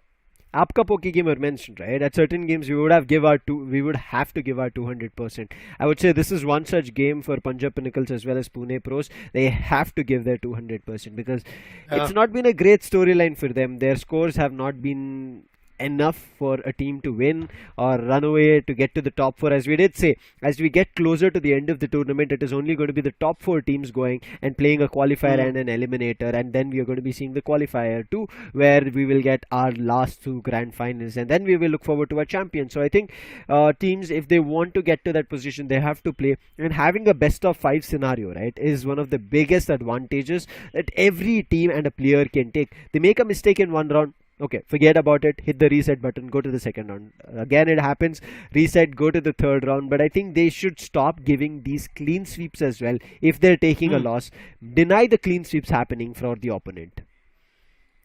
The clean sweeps are there, that average amount of goals, the average victorious points in their favor is not going to be there, and that can be chased out of the equation. Yeah. That's really important. There are quite a few situations where we have seen that stuff happening, but right now I'm just waiting on the draft phase, because then we'll get to learn which are the 2 Pokemons getting banned. In the day number 2, I believe we did saw similar Pokemons getting banned from each side, and that was Zacian. Yeah. So Zacian is getting picked a lot out of the equation. I would love to see what happens for now. Is it going to be a Lapras, Urshifu, or Zacian along with a Dodrio ban coming in? These are the 4 Pokemons that are concerned for me. And other than that, there might be some other Pokemons also coming into the play which are going to get banned.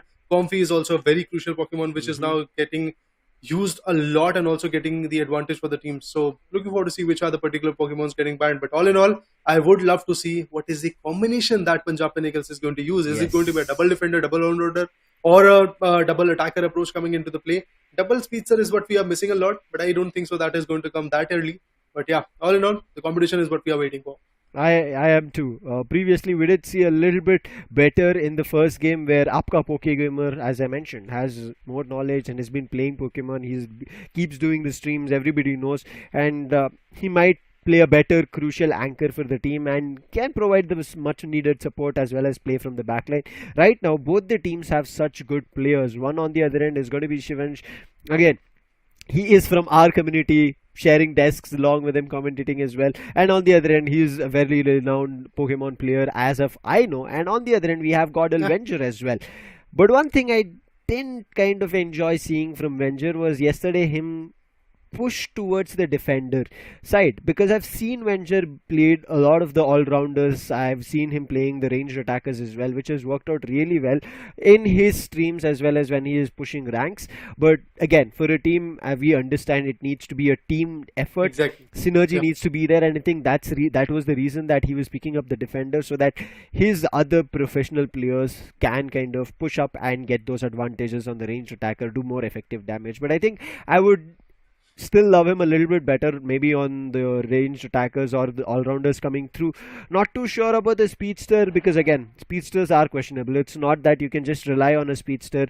It's not just you rely on a player. It just needs to be the timing perfect situation coming in when you pick up a speedster, as you were talking about it, right? You might end up seeing a Dodrio coming into the play, which can cause a lot of problems. It still needs to be the right timing. If the Dodrio, like yesterday we saw Naruto, how well he was playing on the Dodrio, finding multiple KOs for Delhi Masters, but unfortunately it was the last battle, the final stretch, that did not work out. So for today, there's so many such combinations that teams need to think about and work on, and then only we might see a fruitful result. Whether it's going to be Punjab Pinnacles or it is going to be Pune Pros, it only depends between these two teams.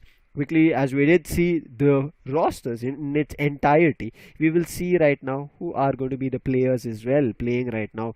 Raider, my bets right as of now is going to be on the bans, as you rightly say. Zacian should be a ban that we end up seeing, and Dodrio as well as the previous game. But now we have a confirmation on our playing 5 as well. Yeah, Wenger is there as a CC for the team known as Pune Pros.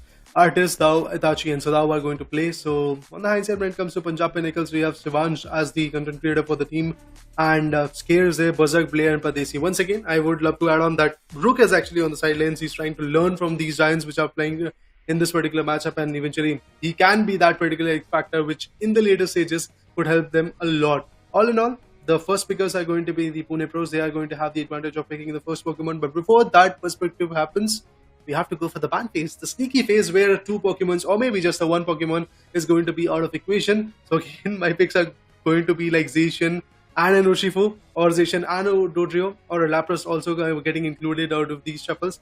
So yes, not a lot of time is left in the ban phase. Looking forward to see which other 2 Pokemon is going to get banned.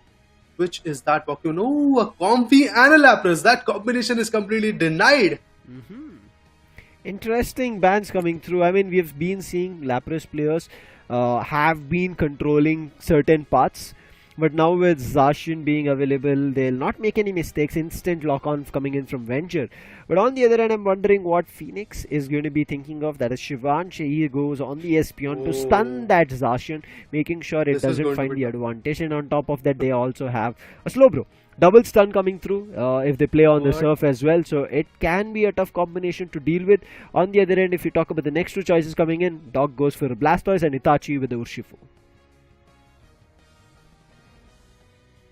When I saw Punjab Pinnacles choosing the Espeon and a Slowbro when they had the chance, I was surprised. To be honest, now Pune Pros are looking hefty when it comes to their damaging permission, because they have got 2 beautiful all-rounders, that is Zacian, and along with that they've got the Urshifu, and with that they have got the Blastoise as well. I'm literally looking forward to see how Pune Pros is going to put this competition to an end.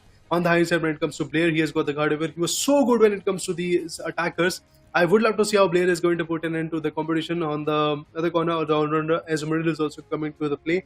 Not a Pokemon that we see that often today, and maybe in this particular meta, maybe in this particular league, we did saw him in the previous one matchup, and that was again Punjab Pinnacles using that particular Pokemon.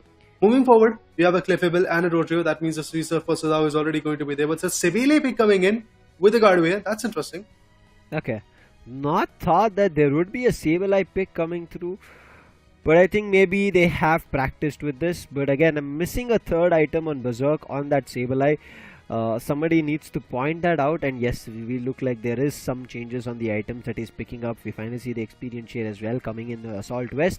But on the other end, we have 2 attack weight Pokemons on Pune Pros, which is going to be the Dodrio as well as the Urshifu, so it's going to be interesting. And as I did mention, the 3rd item needs to be there. Focus Band is also going to be there, the same Focus Band that we see on the Azumarill. So I think the builds right now look good in the choices that Punjab Pinnacles also have made here, Raider. It might work really well. Oh, Blair is coming out with an energy amplifier, so making sure his Unite refreshes a lot faster. Shivansh is ready. He's holding up a Poke card. Not too sure what he's holding that for. I think representing the Pokemon, but yeah, I'll ask him later down the line.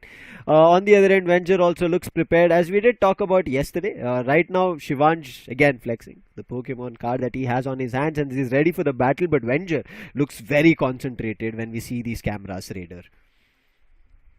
One thing I'm going to add on, Lucifer, that you are going to see many situations, many times where Shivansh is going to do something on the cam. You are going to be laughing for it. But yeah, all in all, the 10-minute Bangalore have been hit. Pune Pros are already ready. Their two Pokemons are trying to push forward the Clefable, and along with that, the Cuckoo is trying to push for the top lane. In the mid lane, we have the Zacian coming to the play, and in the bottom lane, the rest remaining two Pokemons, the Doduo and the Squirtle, were trying to push forward. So EV is there. It can actually put up a competition, but I believe the situation is going to be kind of similar, where Dodrio is going to go for a goal zones to be dunked down. Azumarill also did the same stuff, and Clefable trying to fight for it. Scare doesn't get any air synergy on the other end. Buzzer gets, he scores another 5. So right now, initial stacks, they're keeping it constant. 5 after 5, they're not letting go of it. Another 5 comes in. Scare is about to get evolved to level 4 from Muriel to Azumarill. But in the meantime, Artist trying to cause some trouble because he's at level 4. But these early level 4, level 3 damages do not count a lot. After level 5 and level 6 is where your damage strikes harder. Right now, Punjab Pinnacles and Pune Pros going toe to toe. But finally, Zacian is out from the mid path and has come to the top path. And now is where they have to look forward to what matters are going to happen. Sadao is waiting for the right opportunity. Blair knows there's somebody hiding. As soon as the Alterian Swablu spawn, there is Sadao. Oh, he's come out with a Metal Claw this time, not the Sacred Sword. Therefore, nobody will be getting caught in a circle and getting damaged. They would have to run away from just claws coming out. And they've done it. Pune Pros might have gotten the Alterian Swablu, but Punjab Pinnacles have not fallen prey to it.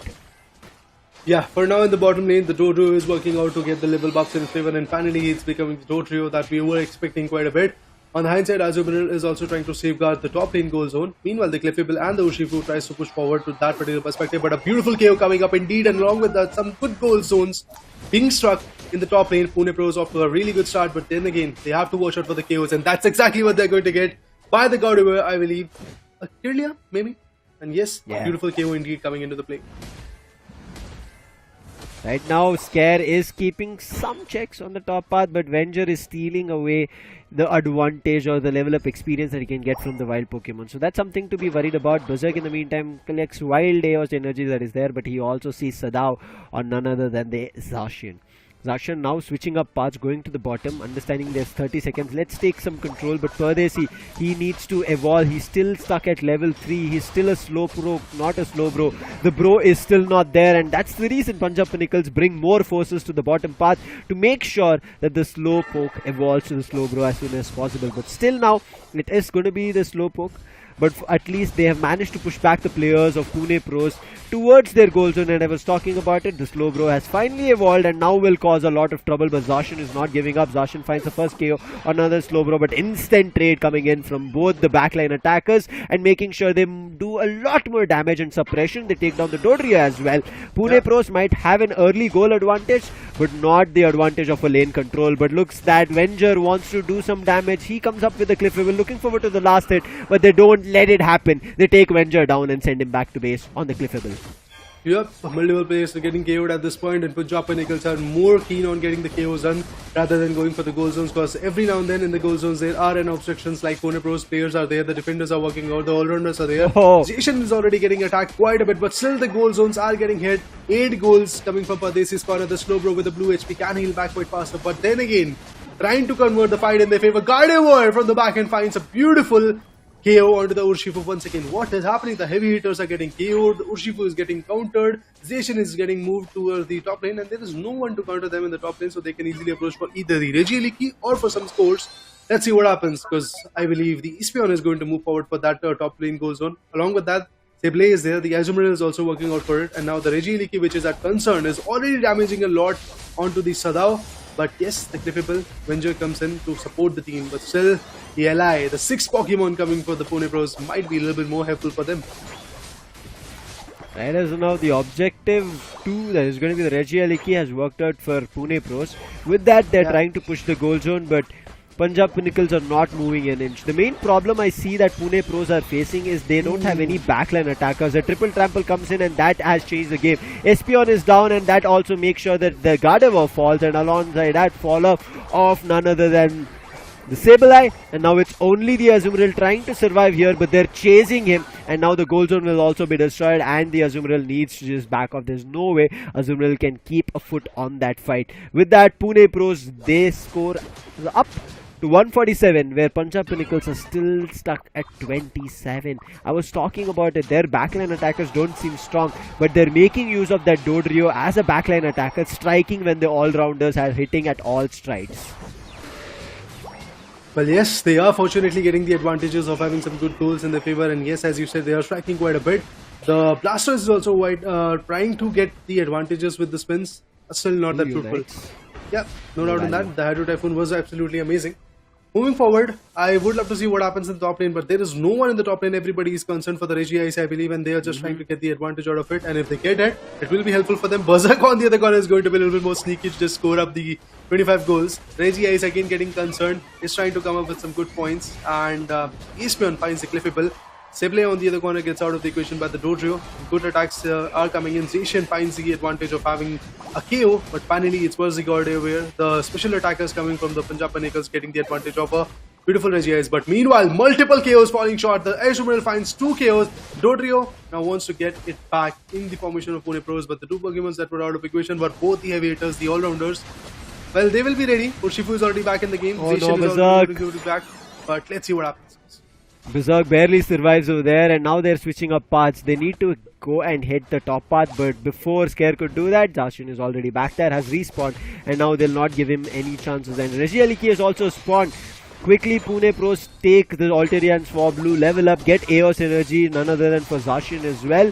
But unfortunately, sits just sitting with 6. Right now, Savanch is feeling the heat, as you can see on the camera. He's unable to do anything. They lost the Regieleki right now, and the Dodrio is already pushed up to push out the Azumarill. And on the other end, look at them, they're still trying to score, making use of Dock on the rapid spin. But Pardesi is not giving up, not letting them destroy the bottom goal zone as well. So it is becoming a big tussle, but finally they managed to score as they push out that Slowbro, and now Slowbro is getting chased. I think Slowbro might have to say a goodbye to the bottom path, as he's been chased with multiple players from Pune Pros, and that is going to be Slowbro going out. But in the meantime, Pune Pros not only take down Slowbro, they also destroy the top goal zone. I was talking about it, Pune Pros look like they don't have a backline attacker, but they make things work, and now it is Punjab Pinnacles facing the wrath of Pune Pros, and they're unable to do anything. Doc, Itachi has seen, he is chasing this Azumarill, and I think Scare knows he cannot do anything in that scenario. Yes, he might be an all-rounder, but he's not a ranged all-rounder. For him, it is going to be tough, whereas his tri-attack has some range and doing damage. That is the case for sure. That is why Azumarill is going to be on the back end now. He's trying to get the level buff of having the level 13 in his favor, and it's really important, to be honest. But Sableye also gets countered by the Dodrio. Multiple KOs coming in. Regirock is now at the contest with the Punjab Pinnacles perspective. 307 goals coming from Pune Pros. That's hefty. But Blastoise, look at him on a roll, getting some good points. But Espion finds a beautiful Regirock, and that advantage might just help them to nail the final stretch in their favor. But looking forward to see what happens from the start. It is a beautiful counter coming from the Rayquaza's perspective. They are getting the counter, I believe. Pune Pros is going to get the advantage. But what was that? The special attacker from the back end. It was Blair with the level 14 advantage. Gets a steal. This is it. Look at Shivansh. He's happy. He's happy about the fact that they were able to steal the Rayquaza. He's like, we got this game. You guys are done for. They all have Eos energy going in for them. They're going to be just scoring hundreds after hundreds after 100. Look at Scare. He also has his Rayquaza shield and 50 Eos energy. So denying that is going to be too tough. He gets another 100 in, and this confirms it. Shivansh is going to be super happy, as we can see on the camera. It doesn't matter that they get KO'd. On the other end, you can see Punjab Pinnacles, they just have 2 goal zones to protect because Pune Pros, they went all bonkers and destroyed all the goal zones very early on in the game, and therefore Punjab Pinnacles, it's going to be easy. As you said, it is backfiring for Pune Pros right now. Another 32 gets scored. 600 to 307. This is going to be very tough to deny.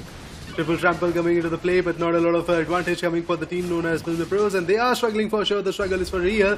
Another KO onto Zacian. The heavy hitters are out of the equation. That really feels The Pune pros are struggling, and this struggle is just going to go a long way because not a lot of time period is left. And the Blastoise also gets KO'd by the Gardevoir. It's on a roll. Level 15 already in the favor. Again, going to TP back to the base so that they can get the heals done and also safeguard the baseline goal zone. Look at the same play. He's approaching the baseline goal zone, but every single guy from Pune pros is already out of equation. Yeah, he can easily go for it. He had the shield. Nobody is going to stop him for sure, and that's exactly what happened. Come out and get me KO'd. That's the statement coming from the save lane. But everything that you can do is not going to be fruitful. Yeah. Oh, they're still going for a push. There might be another 24 that can get scored, but Shivanj is super happy. Oh wait, he has a shiny Pokemon. I think that's what he's showing on the camera. I'm not too sure if he can zoom in closer, but I know it is a shiny Pokemon that is showing on screen over there in the camera. I would love to see it. I have a shiny Dragapult myself.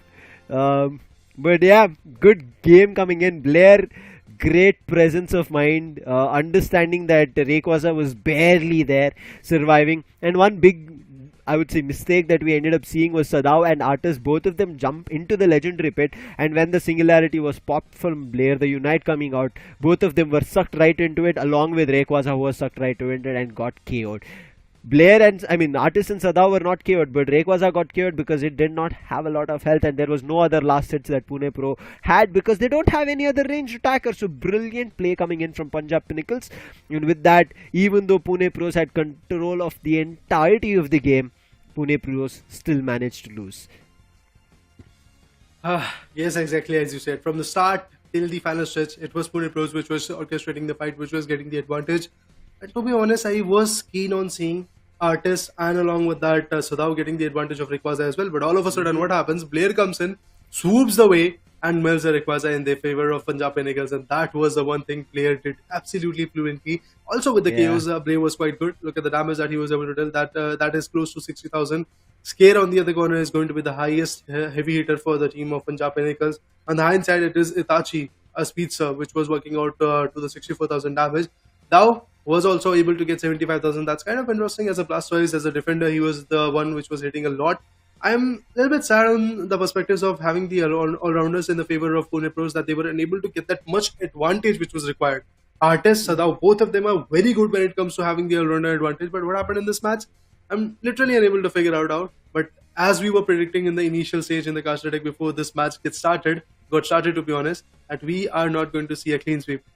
Are you, Lucifer, still adamant on that fact? I still feel like it because again, this was kind of a miracle. Punjab Pinnacles were there at the right time and had the right moves. If that was not the case, Pune Pros had it under control. There wouldn't have been a scenario. I think Sadao maybe had a misclick. I'm not too sure whether it was the thought strategy that he wanted to pick up the Metal Claw. I think it should have been the Sacred Sword because, again, it's up to him as a player. But generally, that's what we end up seeing. On the other end, he had agility. Maybe he could have gone for rough play as well.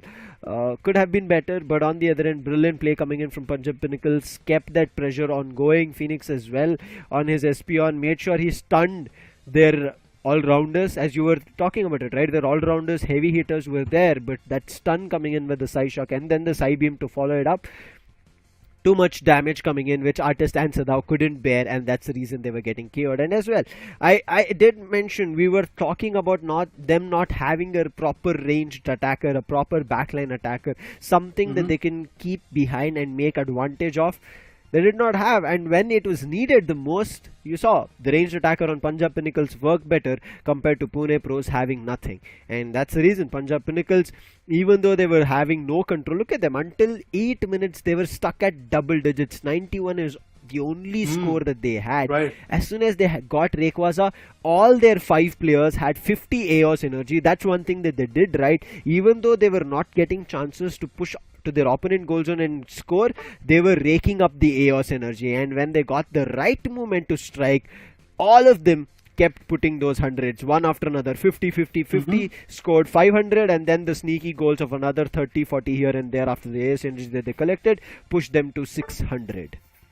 You can clearly see that jump coming in the final stretch time. We did saw somewhere around close to 552 points coming into the play by the team Punjab Pinnacles in that final stretch, and that was quite hefty, no doubt in that. But yes, it was quite funny to see that Zishan and the Urshifu was trying to go a little bit on a sneaky note to be in the center lane in the legendary pit and just steal that Rayquaza in their favor. But all of a sudden, the Gardevoir came in and was completely able to change the pace of the game. So that was amazing. But yes, in the replay, we can see how the start was happening.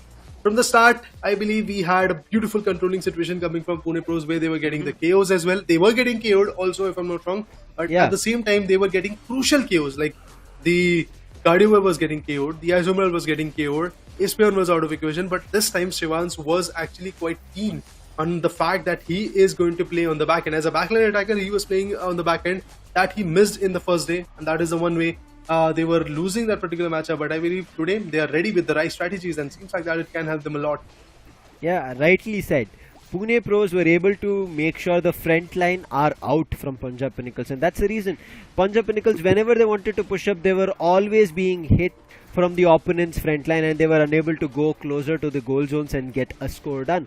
I think Pune Pros in that terms played really well, denying Punjab Pinnacles having any proper strong front lines. Oh wait, my bad, I thought it was the Urshifu, but it was Dodrio as well as the Zacian, as you saw.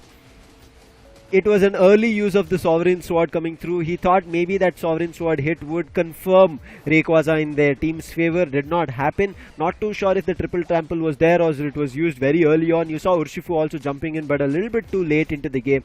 And so that's the reason it did not work out. For now, Punjab Pinnacles do get this first game. And yes, player of the game, it is going to be Blair, because if not for his efforts, for him not constantly leveling up, having his Unite, as we did see, he had the energy amplifier, so multiple times he did get to use that Unite.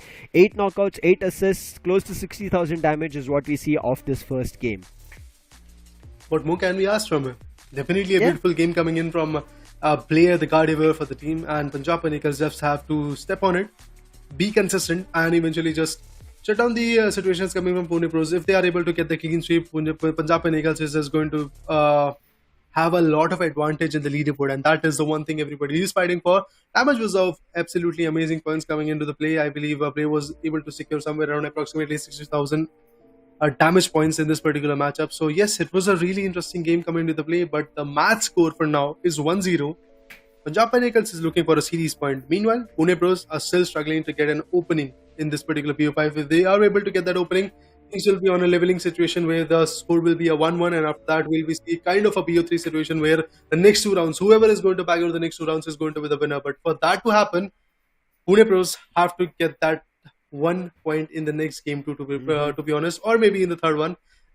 If the series point comes in, definitely I believe Punjab Pinnacles is going to be a little bit more keen on having that advantage. Their pressure will be a little bit more high on Pune Pros, so that is something I believe Pune Pros have to work on. They have to figure out, they have to counter attack, they have to get the strategies right. No doubt their strategies were point on point. Stealing that Rayquaza in the initial 5 or 10 seconds was also a very good strategy, but they had to figure out that there is a level buffed Gardevoir, a very good attacker coming from the back end, which was rotating from the bottom lane to the mid lane to the legendary pit and is about to steal the Rayquaza. That is the one thing that had to be considered. Otherwise, it would have been a very beautiful game in their favor. It would have been, but now let's jump in and see if there is a chance as we jump right into the draft. Pune Pros, are they going to keep wary about it? Yeah, if there are steals happening this time, I'm pretty sure Pune Pros will be ready. They will make sure that they have the first choice of Pokemon pick. But ban, I think this time we might end up seeing a Zacian ban coming through from Punjab Pinnacles, making sure that Pune Pros don't pick it up. But if that happens, then maybe there is a Lapras. So I'm going to wait. It's either the Lapras or Zacian, and Punjab Pinnacles decide it's better to not have a Lapras rather than not have a Zacian. Zacian is okay, we can still manage. And they did manage. Let's see if Venger right now, like he previously picked Zacian for his team, he again locks it on. This Zacian from yesterday, as well as we have seen, was not something that Pune Pros made work of. They did have it yesterday as well, but it was not valueful. Right now, it is again first 2 choices coming in from Punjab Pinnacles. No even soft locks coming in, but finally, Phoenix. Shivansh again goes for the Espeon, and Pardesi this time, he's like, we will take a Hoopa as a supporter. Oh, things are getting spicy for Punjab Pinnacles. Having the Hoopa in their favor can actually change They're like, let's not repeat. of stuff. Okay, we'll do that. But yeah, on the other hand, I believe it's Pune Pros. Itachi is already there with the particular Giorgio. That's a beautiful speedster for sure. Now coming up with the slow, bro. a beautiful tank for the team known as Pune Pros. It can help them a lot, but they have to time it out. They have to get the right strategies in their favor. Blair and Scare are going to be the next two guys who are going to choose their own Pokemon. Is it going to be a situation where once again we will see Izumarel, and for Blair we could see some beautiful all-rounders or maybe an attacker coming into the play. So it's a Charizard and Scare is going to go for the Izumarel. So that means a double all-rounder approach is already there. But yeah, things can change quite rapidly. I think we will see for another draft mode coming through. It seems like one of the players had some technical errors in their devices maybe, but again the choices Dodrio, as we are seeing previously, it was there coming in from Pune Pros. They're looking forward to keeping it again alive.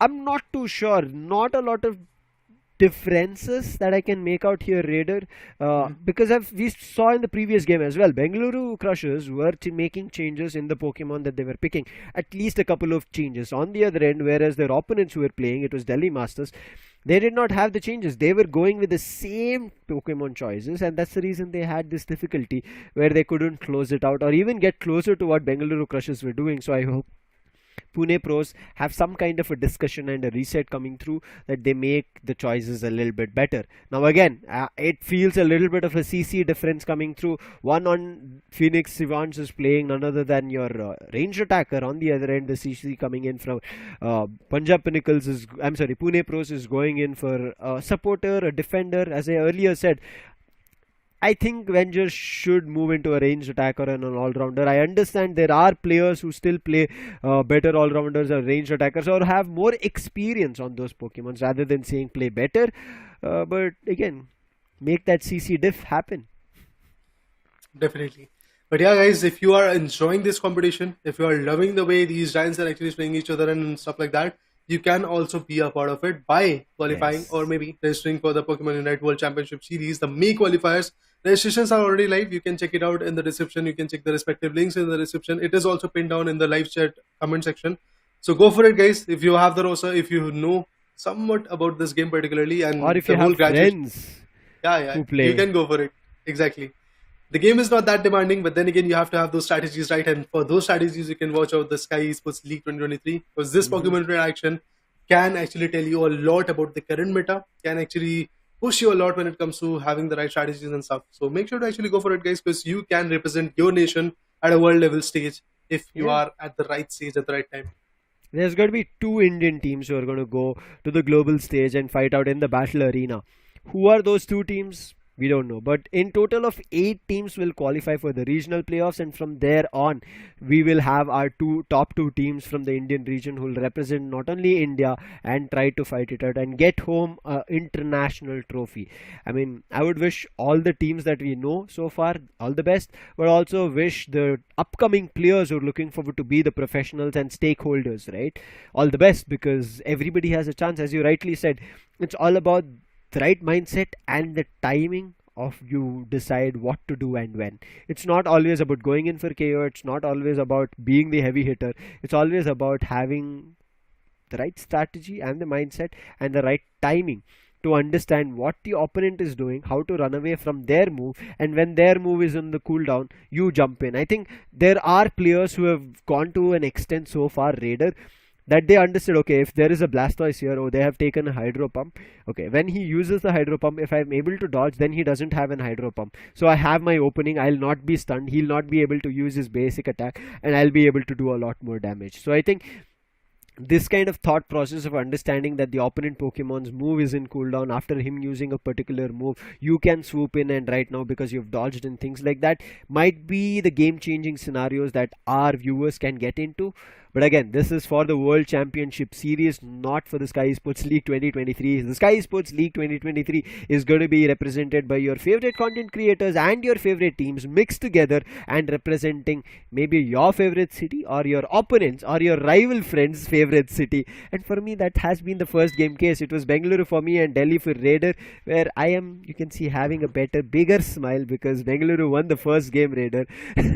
I mean, I'm rubbing it, I know, but that's what has happened. But right now, it's time for Pune Pros and Punjab Pinnacles. Yesterday it was a Maharashtra derby that we saw, Raider, where it was Mumbai Aces who took Pune Pros down and told them we are the better city as of now. But Pune Pros, they've not lost it all. They still have a chance. Do you think they got it today? Do you think after losing this first point, Raider, they come back? I think that they can. Because having the advantage from the first minute to the 8-minute marker till the final stretch, I really think that they can actually overthrow the team known as Punjab Pinnacles. So once again, I believe we are going to have that castle tussle come into the play. I will go for the Pune Pros. What about you, man? I mean, if you're taking one, let me go for the other, right? Let's balance Let's it go out. for it. Yeah. So it is going to be yes. Punjab Pinnacles. We will be looking forward to it. And Shivansh, get ready with another shiny Pokemon card, whichever you have. First one I didn't get a glimpse of. Do send me a photo of it. I really want to see which you have. Again, this also goes for the collectors as well, because again, having these rare collections, it also, like, there is that sneakerhead kind of scenario, right? You have some rare sneakers that is how this, I would say, rare cards come into the play, hollow cards, your shiny cards coming into the picture. I think you kind of get a chance to flex. But right now, let's see who will flex after winning this game, as we are ready for the draft mode. And with the bans, I think the ban should be same. It was just some glitch during the pick phase that happened, so we should still see a Lapras and a Comfy ban. Alright, trying to figure out what will happen at this point. But yes, as you said, the ban phase could be similar. Meanwhile, the Pokemon's choice can be a little bit more different, or it could be similar. Looking forward to see what will happen. But yes, as you know, guys, the battle arena is going to be the same. That is Thea Sky Ruins. Pune Pros is going to be the one team which is going to pick the first Pokemon. Bans are similar. Comfy and a Lapras ban coming into the play. The pick phase has started. Avenger is going to pick Zacian, I believe. And on the hindsight, Scare and Phoenix Stars could be picking the Urshifu or some other Pokemons like Hoopa that they chose in the previous battle as well. All in all, a beautiful battle is about to get started. This is going to be game number 2 of the match number 2 of day number 5 of Skyesports League 23. Too many offs, but ifs are the only things which are going to shut it down. But yes, for Desi with the slow bro coming into the play, Phoenix Stars would be going for the slow Espion to be precise, because he was quite good when it comes to the previous game. He was. He is again sticking on to Espion, as you said. And as we previously mentioned, Dodrio and Zacian are going to be picks again that we see. Doc as well sticking on to the Blastoise. Not seeing a lot of changes, but Scare said, okay, Azumarill is something that I showed, but I want a double EV trouble. I build up a line, I make rhyming words, and then they say no to it. That's what Scare did to me. I was about to say Glaceon, right in my face. But at least he picks up a Charizard. I'm okay with it, along with the energy amplifier. You were okay with it yesterday, I believe. I have to be, right?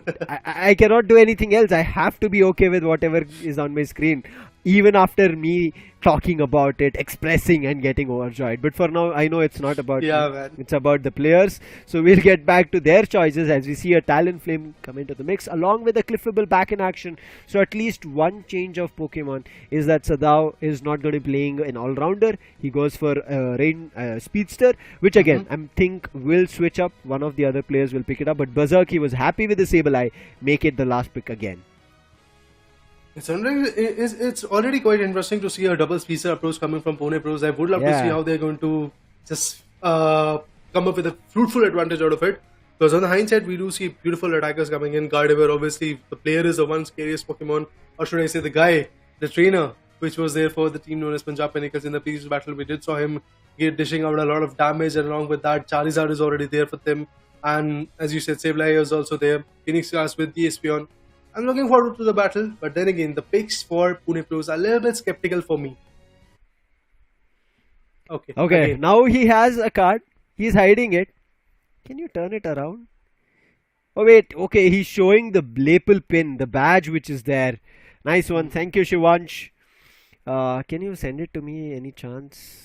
I would love to have a Pokemon badge. I'm going to ping him later today. Let's see if he has some more of it that he can send it over. But right now it's time for the game is what we know.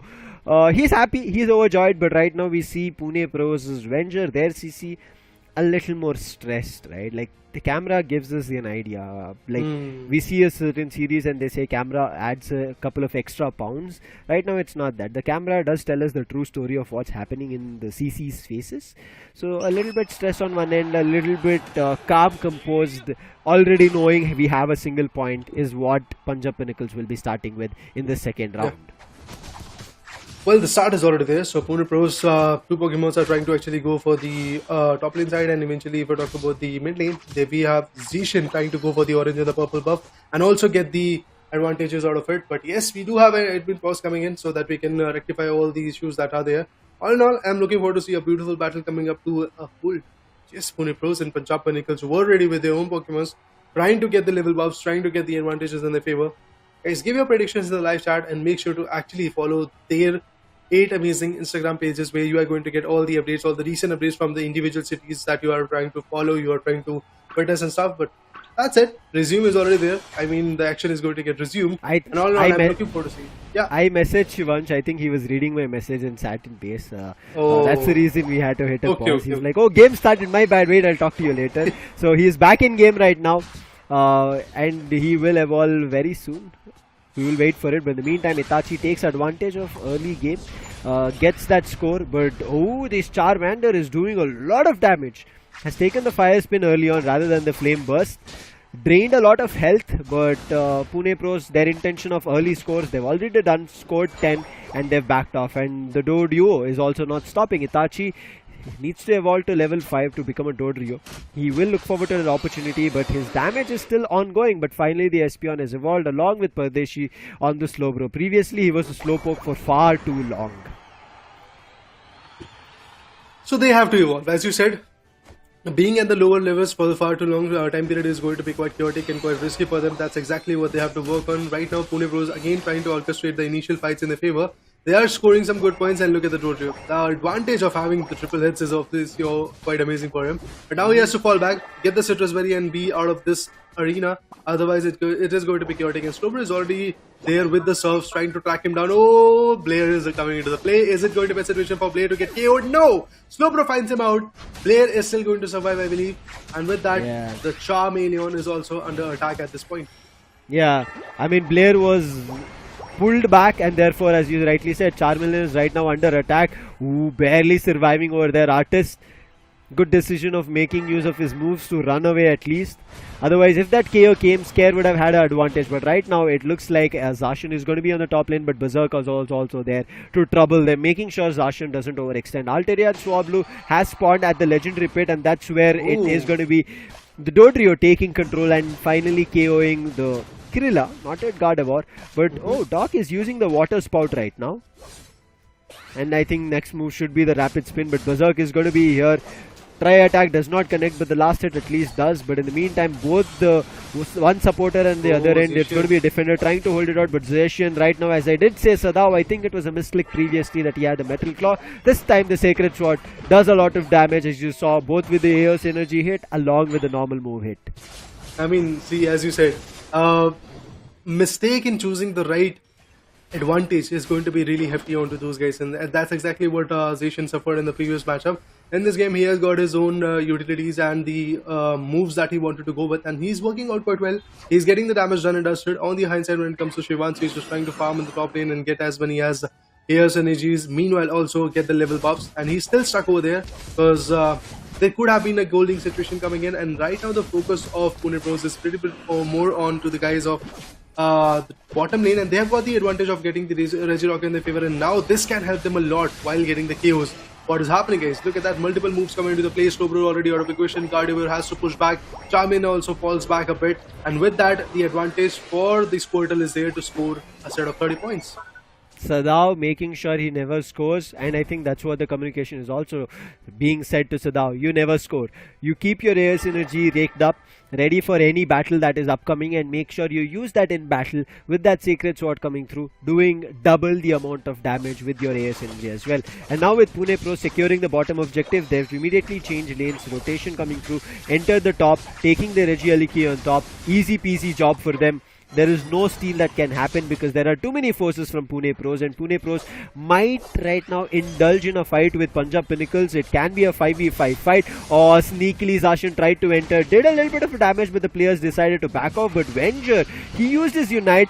He had gotten the Machamps Unite over there, but did not do a lot of damage as the players backed off. Right now there's an opportunity to destroy the goal zone, but Sadao calls in his teammates to go for a big 40 score rather than him going for a score, and with 177 to just 10 score, Pune Pros destroy both the top and the bottom first goal zones, and now Punjab Pinnacles are a little vulnerable because for them to extend towards the objectives, it's going to be a long path. Phoenix will be getting KO'd from the Dodrio. Berserk on the other end, sneakily with the use of his sneak, will be getting a score dunked, pushing the score to 40 from 10.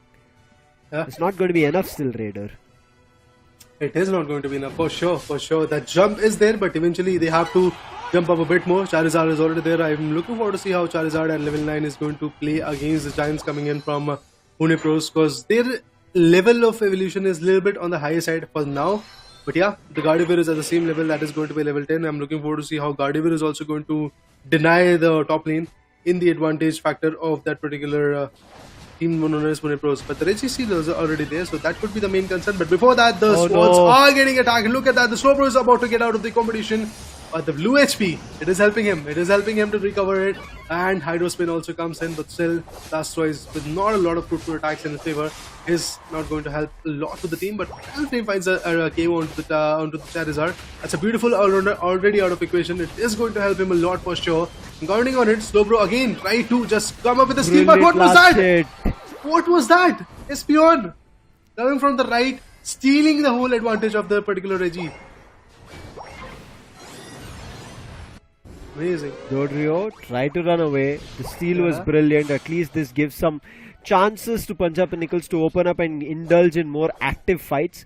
Sadao right now hiding in the tall grasses is Zacian.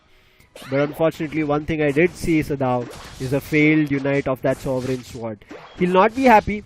He did consume a lot of his Eos energy and Unite never happened, but he will replenish his Unite because it was not a used Unite. But right now they're again trying to chase. It's going to be a 3v1 situation on this bottom path. They're also going for a score. Pardesi is trying to make sure that this doesn't happen. A 14 score comes in, followed up with a 27 score. That's all. They needed those 2 scores to happen. It happened, and it's not stopping. They get another 5 scored, as well as the Talent Flame scores another 30, I presume. I did not say it was a quick one, but I know it's secured.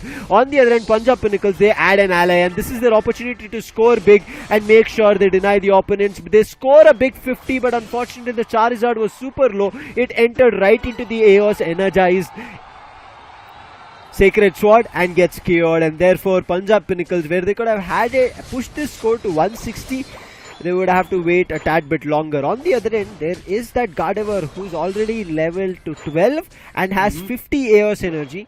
If that Gardevoir had a chance to push along with the Regieleki, maybe a 50 could have been scored. And right now, Punjab Pinnacles might be sitting close to 170. But for now, it's just a waiting game. 30 seconds on the clock. Pune Pros have not pushed far. A quick question for you. How important is it to farm the Unite moves right now? How important is it? Super. Especially for Punjab Pinnacles, because they are lagging behind. Again, not too far. And also another question to tell you why they have to right now get that Eos energy and Unites is because they do not have a lot of Eos energy to score as well. It is only the Gardevoir at 50. Look at Sableye with 2, 14 on Slowbro, 27 with Charizard, and only 17 with Shivansh. Now even if they manage to steal the Rayquaza, right, they might not have enough goals to score, but thankfully 330 is all that Pune Pros have scored. All their goal zones are still going to be there, but Shivansh, he gets caught with none other than the Zacian, and now he is out. He has a timer of 13 seconds. And with this, Pune Pros, you can see right now they are not even indulging in taking Rayquaza. They're just waiting and watching what happens, because they know clearly that Punjab Pinnacles are on the deficit. Yeah, and they know that the steals could actually come in, so they're trying to counter those Pokemons which can come up with the steal. And after that, if they get the opportunity of getting 2 or 3 Pokemons out of the equation, the bigger Pokemons, I mean those Pokemons which have the punching bags, which have the punching formulation in their favor, then they can actually go for the Rayquaza. But before that, there is a situation where Slowbro could be getting out of equation. And yes, the KOs could be coming in. Zacian was able to find with the slashing sword coming into the play, and Sadao finds a beautiful KO, to be honest. But Reply coming up with some good points as well. Meanwhile, Dodrio comes up with a KO onto the. There was no Badshah Unite on as well. Charizard, and he gets KO'd. Dodrio easily 1v2, and then Espeon, who just This is the spawned, chance. gets KO'd again. Yeah. This is just going to be breaking one after another, and Pune Pros don't even have to start Rayquaza. They have 40 seconds on the clock. Punjab Pinnacles with the Gardevoir tried to go for a score, but look at what Pune Pros are doing. They're like, we don't need Rayquaza. We'll still manage to score hundreds, and that's what they have done. We are the 490, Rayquaza. 520. They're just pushing Wow. their score limits, as you said. They are seeming like they are the Rayquaza. Charizard still not having the Unite. This is looking problematic. Unite coming in from none other than Blastoise. Is there going to be one from Zacian? No, he gets caught in from too many Unites, get KO'd. But Venger is going to be there. Blastoise is going to be there. They're still trying to fight this game. Blastoise trying to run away, but with a 2 KO streak, there's just 10 seconds left on the clock. 49 AS energy on Scare. He's trying to quickly run up, but I don't think he has enough time to get that 49 scored. 4 seconds on the clock. 12 AOS energy on Itachi. He'll get a score of 24, and you can see finally a smile on Venger.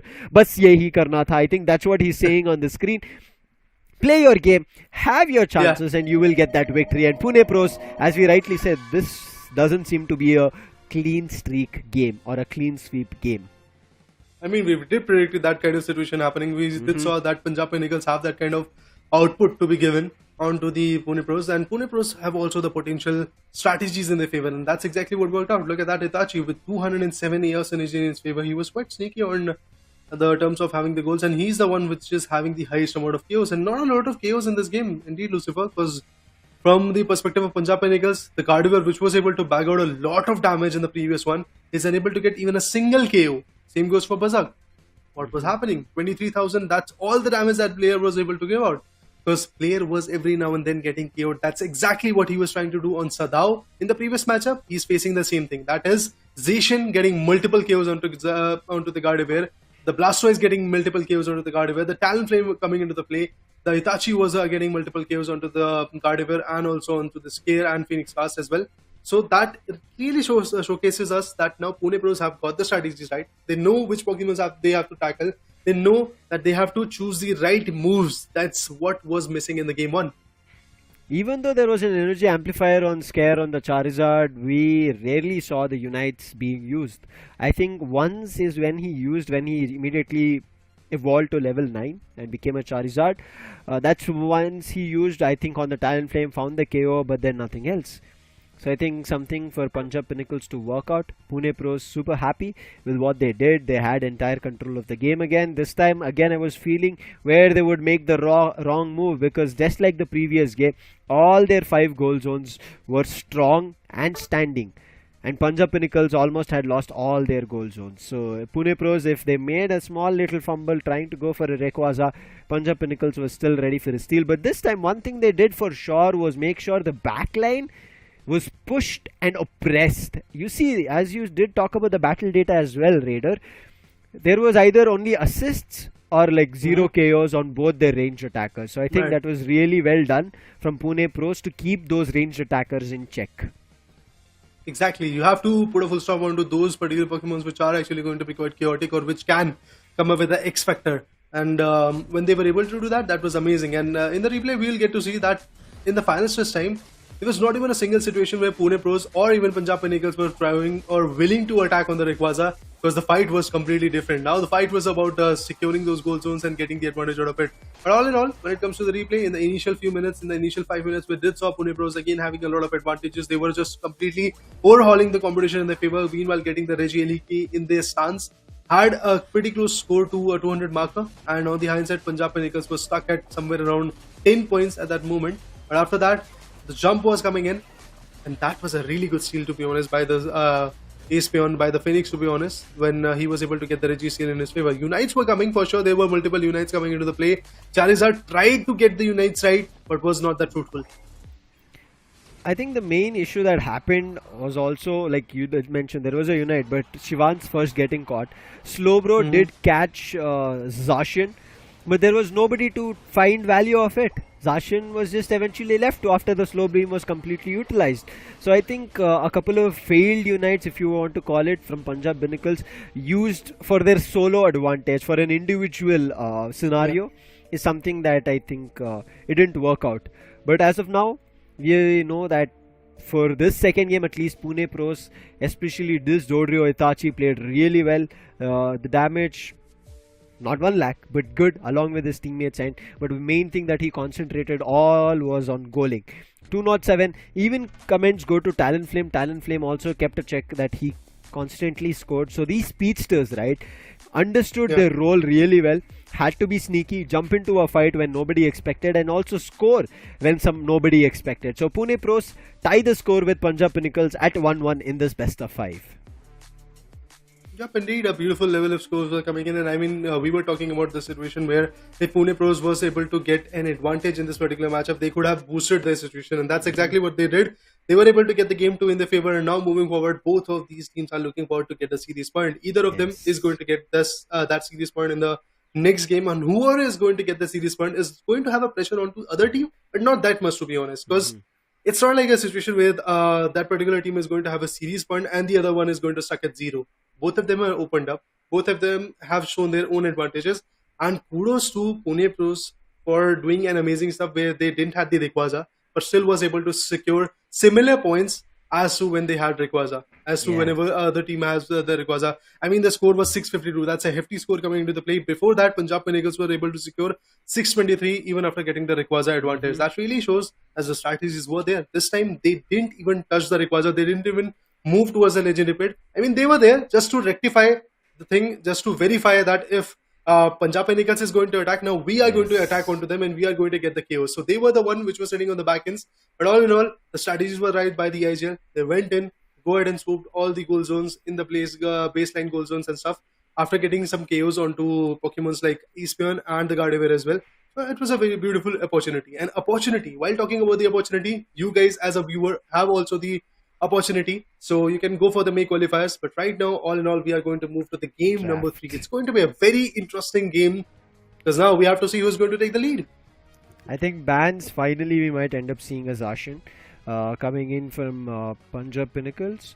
Oh wait, Punjab Pinnacles, because they lost, they're going to be having the first pick right now. That's what they choose.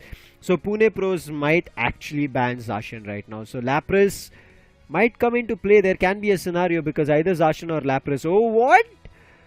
Punjab Pinnacles, even though they had the first pick choice, they banned Zacian. That's what I thought if they had the second pick choice. And I think they want to go for the Lapras this time. On the other end, Pune Pros deny the Dodrio. So I think there should be a Comfy and an Urshifu choice coming through. Earlier you were also mentioning we want to see a Garchomp. For me, at least, in this tournament, I have had an advantage of seeing a Zoroark. I'll be happy but scared. Weirdest of the choices and unthought, unorthodox picks coming through. He picks up a Zarina coming through. Brilliant. It's going to be interesting. And my bad, I thought an Urshifu will be in place. But I kind of completely forgot that there's Lapras still open. So it's going to be a Lapras and a Comfy combination coming through from Pune Pros. And it is fatal. It is fatal. We'll get to see how Pune Pros is going to utilize it. But I'm still figuring out that Serena coming into the play. That's a beautiful all-rounder to be precise. But then with that, the picks are kind of similar, where Phoenix is again going to go for the Espion and Slowbro is going to get chosen by Padesi. It is going to get shuffled a lot. No doubt in that. In the final preparation, because we'll get to see some shuffles come into the play. Sadao and Dao now have to choose. What they're going to pick is going to be really very crucial. Double defender approach is already justified. Double supporter approach is already there. I would love to see what Artist is going to bring to the table. They should right now make some changes, but as you said, same Pokemon picks, counters are ready for it. A double defender setup is going to be tough, and what is Artist going to pick? I mean, that's going to be a big choice because I don't see any heavy hitters at all from Pune Pros. Now, Artist needs to pick up one of the best Pokemons who can do a lot of damage, and the entirety of Pune Pros say, we don't need an all-rounder, we don't need even a ranged attacker. Okay, at the last second, they immediately pick up none other than the ranged attacker, which is going to be a Decidueye, which I didn't think of. Maybe I was kind of inclining a little bit towards maybe a Cinderace coming into play, because again, going to be too good, or maybe a Delphox, but Artist says it is going to be none other than a Decidueye for Sadao. So this lineup coming in from Pune Pros might be questionable, but if it functions really well, Punjab Pinnacles can do anything. Yeah. Not just new, but Punjab Pinnacles will be just shut down. Oh man, that could happen because now Punjab Pinnacles is looking a little bit more similar when it comes to their approach. Although there is a shuffle of of having a Hoopa and also a Zarina into the play, but when it comes to Pune Pros, double supporter and a double defender approach coming in. Although those defenders are quite heavy hitters as well, and having Lapras along with a Comfy, I really think things can change once again. A lot of prayers for Phoenix Shivans. He really wants to go for this particular game so that they can have the lead, so that they can have the advantage in this particular game. Although it's not going to be that easy, Venger as always is going to be a little bit more serious about the competition because it is a competition at the end. You have to have the advantage on the other team and get the upper hand. So that's exactly what Venger and his team is trying and getting for. I mean, Phoenix Shivans is a mad Pokemon fan is something that I can get to know. He has a Pokemon dollar over there. He had a shiny holoware Pokemon card.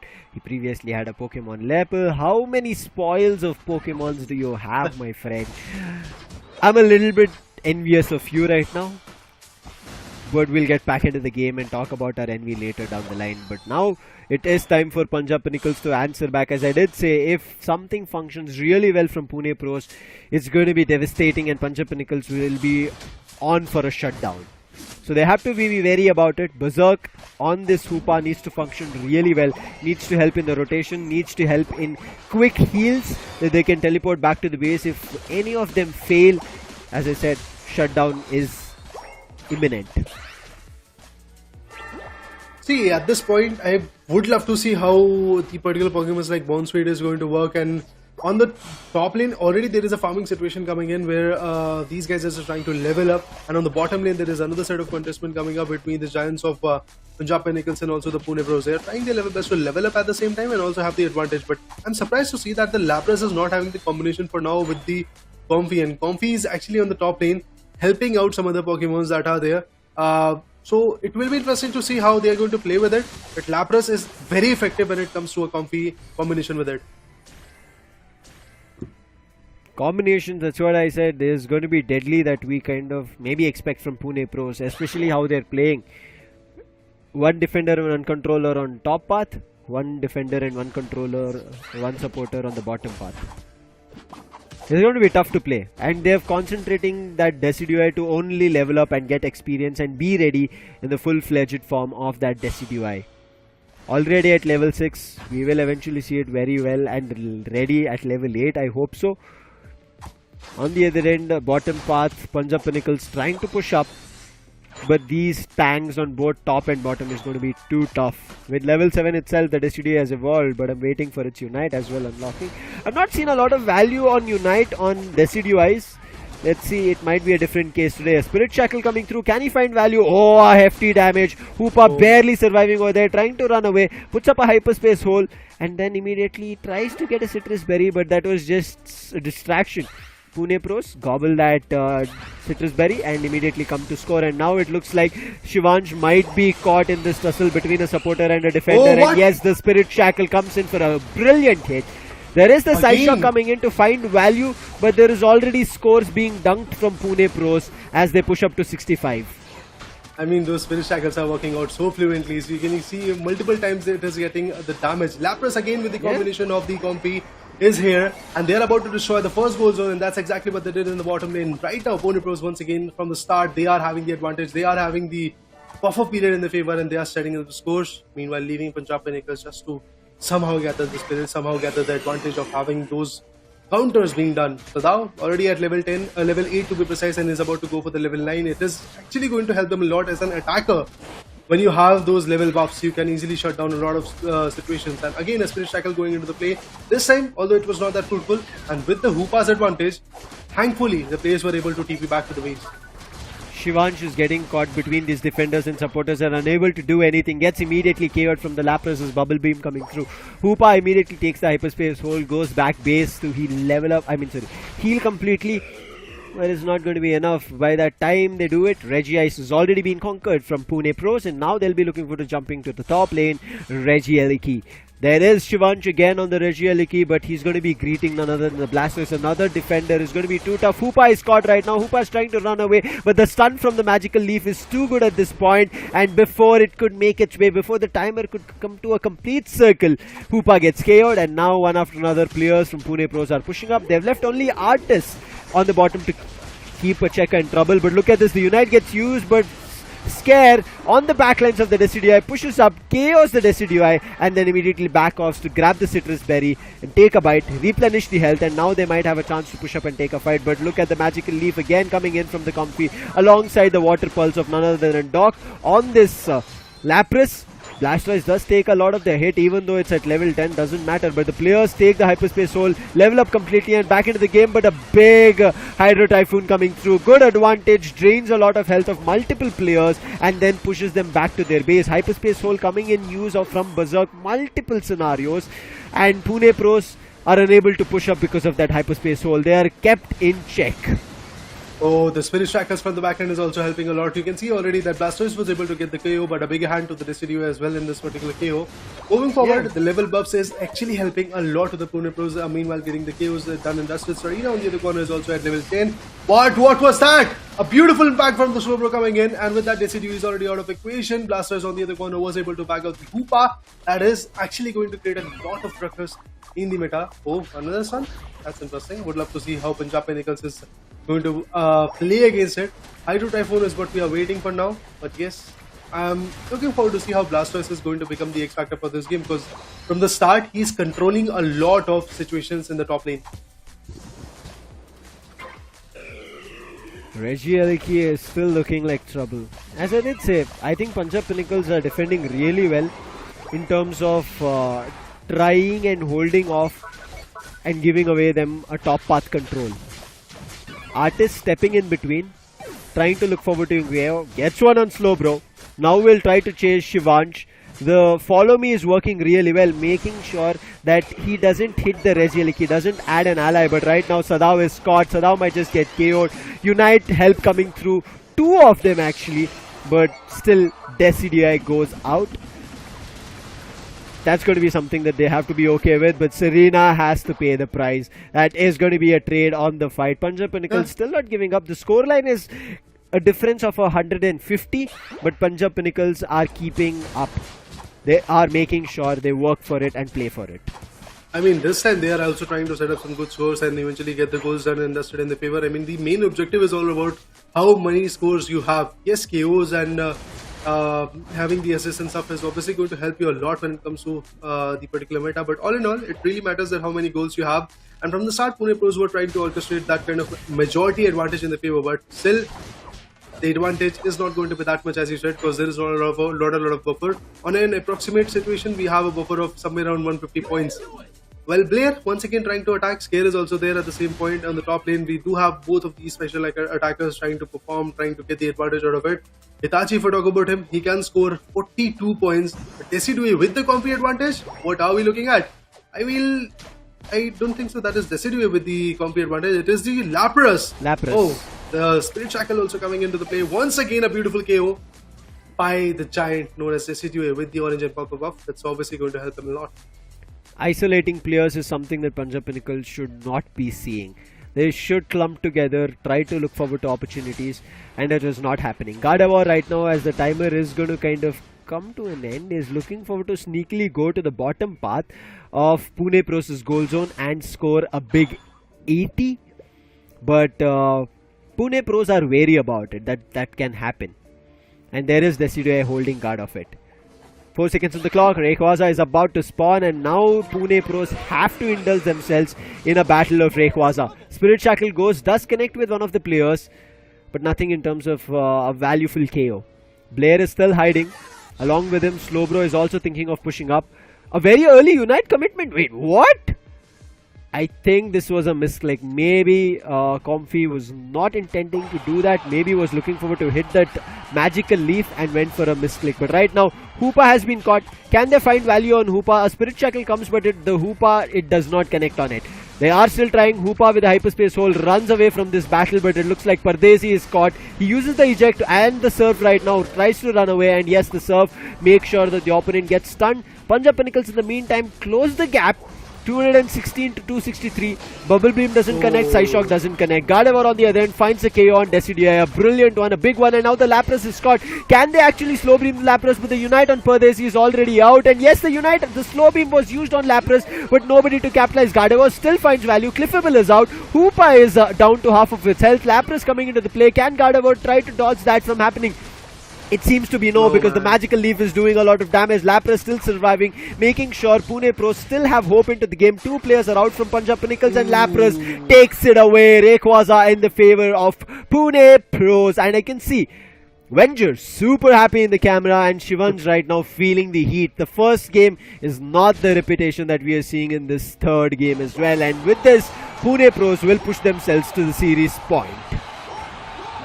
A tough one for Punjab Pinnacles. Although they did start off quite well, they were trying their level best to get the struggle done in this final stretch as well. But all in all, right now we can see there is a beautiful embarkment of multiple goals coming into the play. Hoopa is also trying their level best to get as many SKOs as possible. But with that combination of having that Comfy along with the Lapras, it was amazing to see. But Blasters finds another KO on Serena.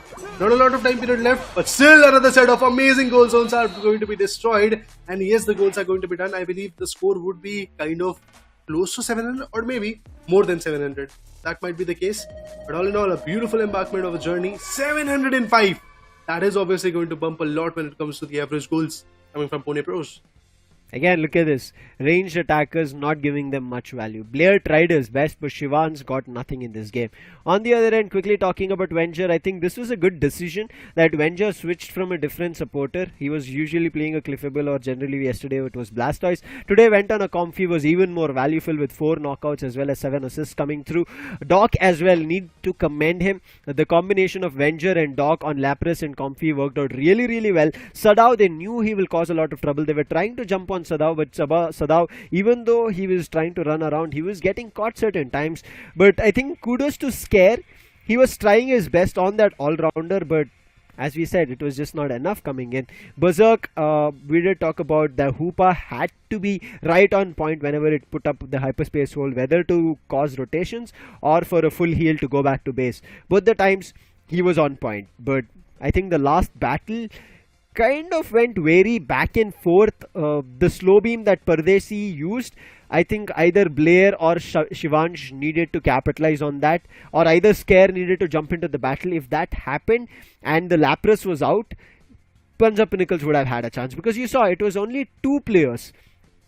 One was, I think, Artist, and the other one was Doc. Only these 2 players were around the Legendary Pit and nobody else, and they were getting pushed out. Confidence on Doc was the reason, I think, running around the Legendary Pit, and when everybody else respawned from Pune Pros, everybody jumped down, and Punjab Pinnacles just had 2 players running around the Legendary Pit. So Pune Pros right now super happy, have the series point as well.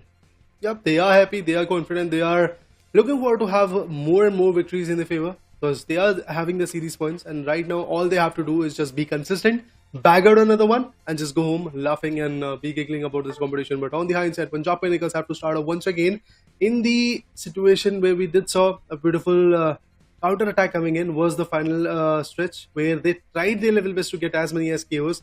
But all in all, the Rayquaza advantage that was there after the, I believe, 9.5 minute marker, that helped Pune Pros a lot, and Punjab Pinnacles on the hindsight was unable to do anything at that point, because that Lapras, it was keen on having the advantage of the Rayquaza, and yes, exactly that's what Pune Pros did. Well, you can see the maximum amount of scores that was there from the team known as Pune Pros was there in the final stretch, although in the final stretch, Cliffable was unable to find even a single goal, but then his teammates were able to do the job. Pune Pros will be happy, Punjab Pinnacles not so much. And on the leaderboard as well, as we saw right before we started Raider, it was Pune Pros who were on the bottom, and it was Punjab Pinnacles on top. So Pune Pros, they will be happy that they will get a chance to climb up. Unfortunately, it will not be a clean sweep for them, and this is what we talked in the early on, right? Deny the clean sweep from happening, so that even if you lose the match, there can be a scenario where you fight off with another team, get yourself a clean sweep, and qualify being the top 4. Quick recap of what happened. This is what we were talking about. Scare was isolated in too many positions multiple times on that Zarina. I think if the team played together with that Zarina, there could have been a lot more value being found, but I would say commends to Punjab Pinnacles as well. They were trying their best to isolate Sadao multiple times, and that's the reason they were taking down their sole range attacker, and that's the reason Sadao also was not the most impactful and valuable player with the Spirit Shackle coming through. But this is what I said, isolating Scare happened too many times, too frequent compared to how many times we saw Sadao being isolated. I mean, that's the strategy at which Pune Pros is looking quite good. They know when to attack on a particular Pokemon, and you saw how beautiful Lapras was there.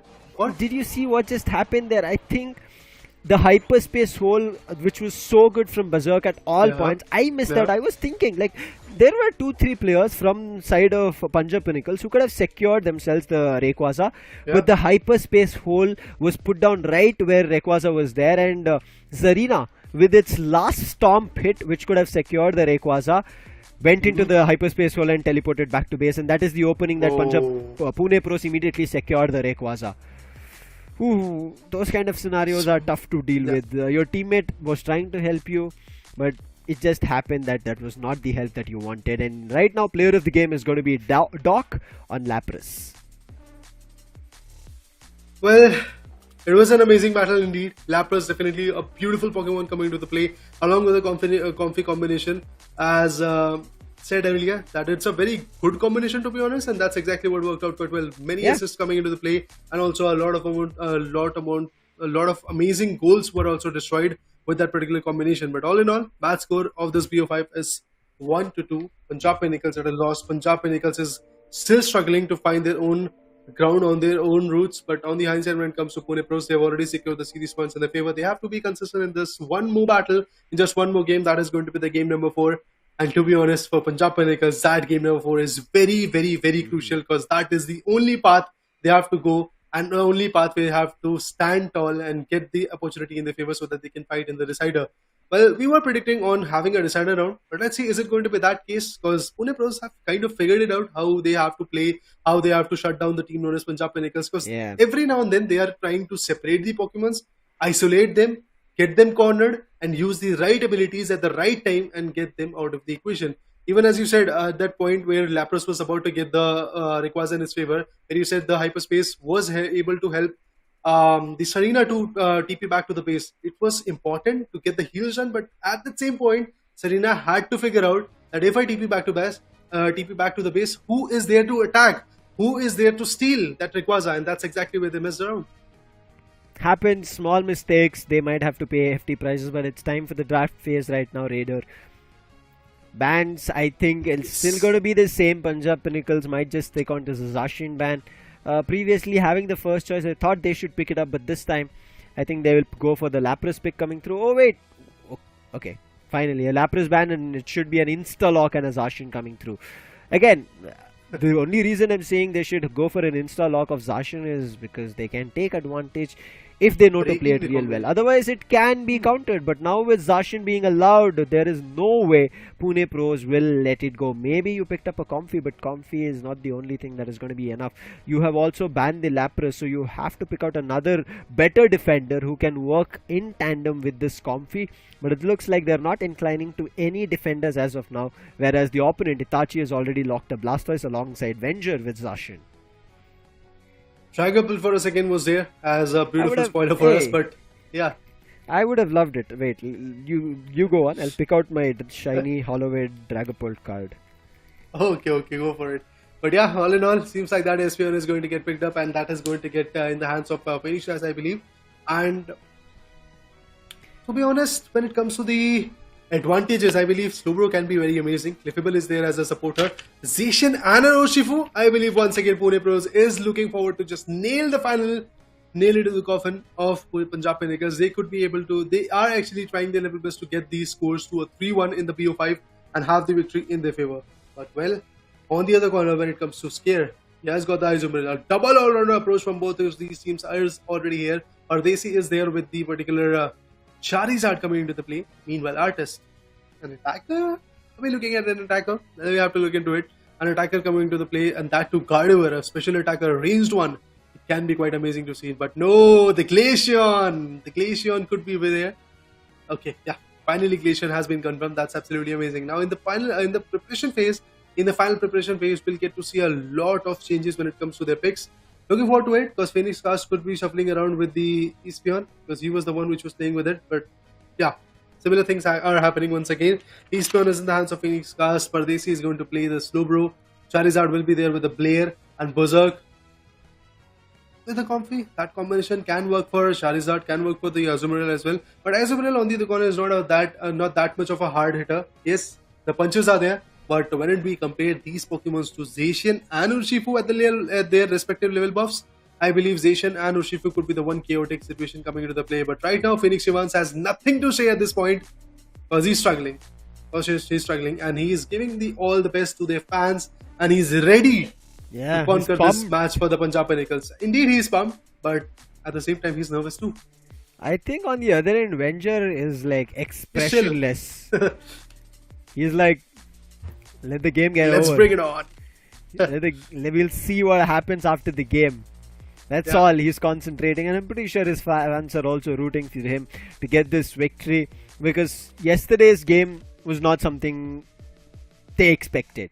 I mean, Pune Pros did put up a tough competition. It was not easy for Mumbai Aces, but again, Mumbai Aces has a very disciplined and set strategy. They never overextended. Right now, it's time to start this Thea Skyruin battle of next 10 minutes. Whether Pune Pros are going to close it right here and get themselves the victory, or Punjab Pinnacles push them to the last round of this best of 5. And I think that will be a game that we were kind of anticipating. But for now, with a double all-rounder setup, let's see if Punjab Pinnacles can wreck something. Alright, looking forward to it. Zacian again in the mid lane, trying to actually get the level buffs. That is going to be the orange buffs and also the purple buff at the same time. Cliffable on the other corner is also going to secure some amazing goals. Pune Pros are not off to a very good start when it comes to the goaling situation. But yeah, just 30 seconds have been passed around. I believe things can change quite rapidly, and we have seen team known as Pune Pros doing something tremendous when it comes to the attacking formation, also getting the advantage. The Kufu attacks on the Azumarill with the Comfy advantage. I mean, that advantage can help them a lot, and that's exactly what happened. It is helping them a lot. Azumarill is back with his HP. Zacian is coming into the play with the Sword and Sword, and with that, exactly the damage was there. But it's a goal zone of Punjab Pinnacles, so they can actually come back with some citrus berries in their favor, and also with the advantage of getting the health back from the goal zone. Good decision making quickly from Punjab Pinnacles, understanding that Zacian is on the top. They push to the bottom, get some scores dunked, and now they're just backing up. But on the other end, they have to be worried that the Glaceon has evolved. So there will be that lock-on moves that will be coming in. I think it should be the Icy Wind that we generally see many of the professional players using. Right now, hiding in the tall grasses is going to be none other than Zacian. Scare, stepping one after another closer, but Zacian immediately moves away. Having just 4 Aeos coins will not help out to use that Aeos energized move. Pushes up to 9, and now he might just have a chance. He's found Blair, but Blair runs away from that Aeos energized move, and now he himself is looking super low. There can be a scenario where he can be KO'd. The last hit from the Aqua Tail finds one. Venger can also be KO'd. He's super low. He quickly grabs up the Citrus Berry. Repositioning coming in from Doc on the Blastoise on the Water Turtle. Urshifu has respawned, and Artis will try to help out, but Punjab Pinnacles disciplined. They immediately back off. They had to, otherwise the KO could have been coming in into the perspective. But on the hindsight, when it comes to Charmeleon with the Comfy combination, it is attacking quite a lot, and yes, the Artist was on fire. It's a level 6, so definitely that buff is going to be there. Those icicles coming from Itachi was also quite chaotic, but then it's a goal zone which is helping a lot when it comes to Pardesi's perspective. Portal also coming into the attacking formation, wants to get the advantage out of it. There is a Comfy perspective which is obviously going to help them a lot. Squirtle gets KO'd. Ooh, a tough one. Espion was able to find a beautiful KO into this play. From the last 2 games, I believe Espion was the one which was not even able to get a single KO, but the Glacian had to fall back. Meanwhile, also attacking onto the perspective of the Charmeleon. Another KO could be coming in, but Espion gets KO'd first of all, and with that, I believe Urshifu is also getting countered. But also getting KO'd at the same time. He was able to take down the Charmeleon as well. That's again a win-win situation for him, I believe. 50-50 on both the ends. Icicle Spear, I really like it. I mean, I generally don't see players picking up Icicle Spear, but this time it has happened. Itachi has picked it up, and it's going to be a very good one if you also have Ice Shards with it. It's going to replenish your spears, and that's what looks like it has happened. Players, whoever pushed up to the bottom to try and fight for the Reggie, have been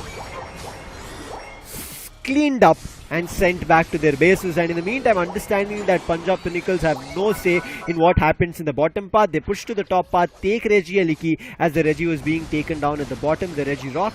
They push to the top, take the Regieliki, and even destroy the goal zone. So 1 goal zone for a goal zone is what they've done. But Pune Pros have managed to score more. But in the mid path, there seems to be a tussle. Is there going to be any moves of Unites coming through? Looks like the Espion had used the Unite, but it still looks like Pune Pros are having a better battle. All these 5 players are fighting against each other. Eos Energize attack coming through takes a lot of health from Pardesi, and it is gone. And finally the move coming in, that's going to be the Charizard's Unite. Seismic Slash, can he find some value? Looks like the Urshifu can be KO'd with it, and yes, he finds value at least on one of the Pokemons. But Pune Pros, they back off, they separate, and they move to the top and the bottom path in tandem.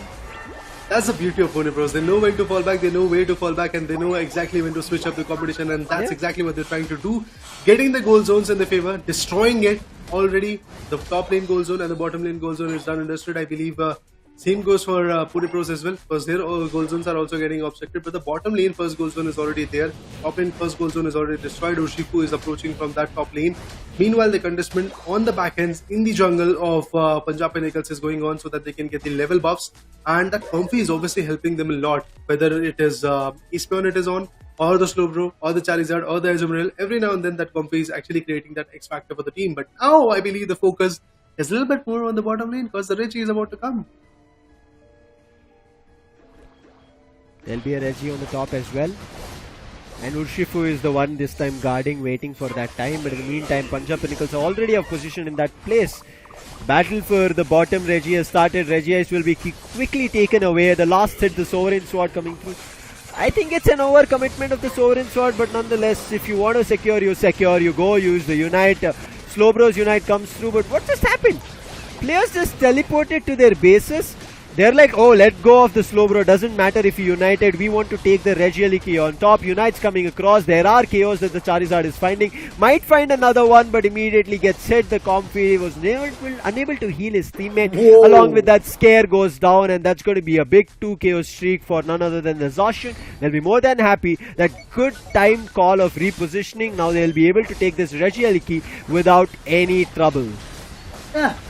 I mean, while the other guys from the particular team, Punjab Pinnacles, are spawning and moving to their own respective locations, there is already the 6 Pokemon helping them out, and that is going to be the Regieliki, which is obviously going to give them the advantage. Meanwhile, Venger on the other corner goes in for the back end area and gets his HPs back, has to push forward a bit more onto the bottom lane goal zone where Espion is already safeguarding us. That is going to be Phoenix, and there is a KO coming in the top lane in the jungle. Another KO could be coming in, and that's exactly what Zacian is going to do. Zacian is about... What? I thought that Zacian is going to get KO'd.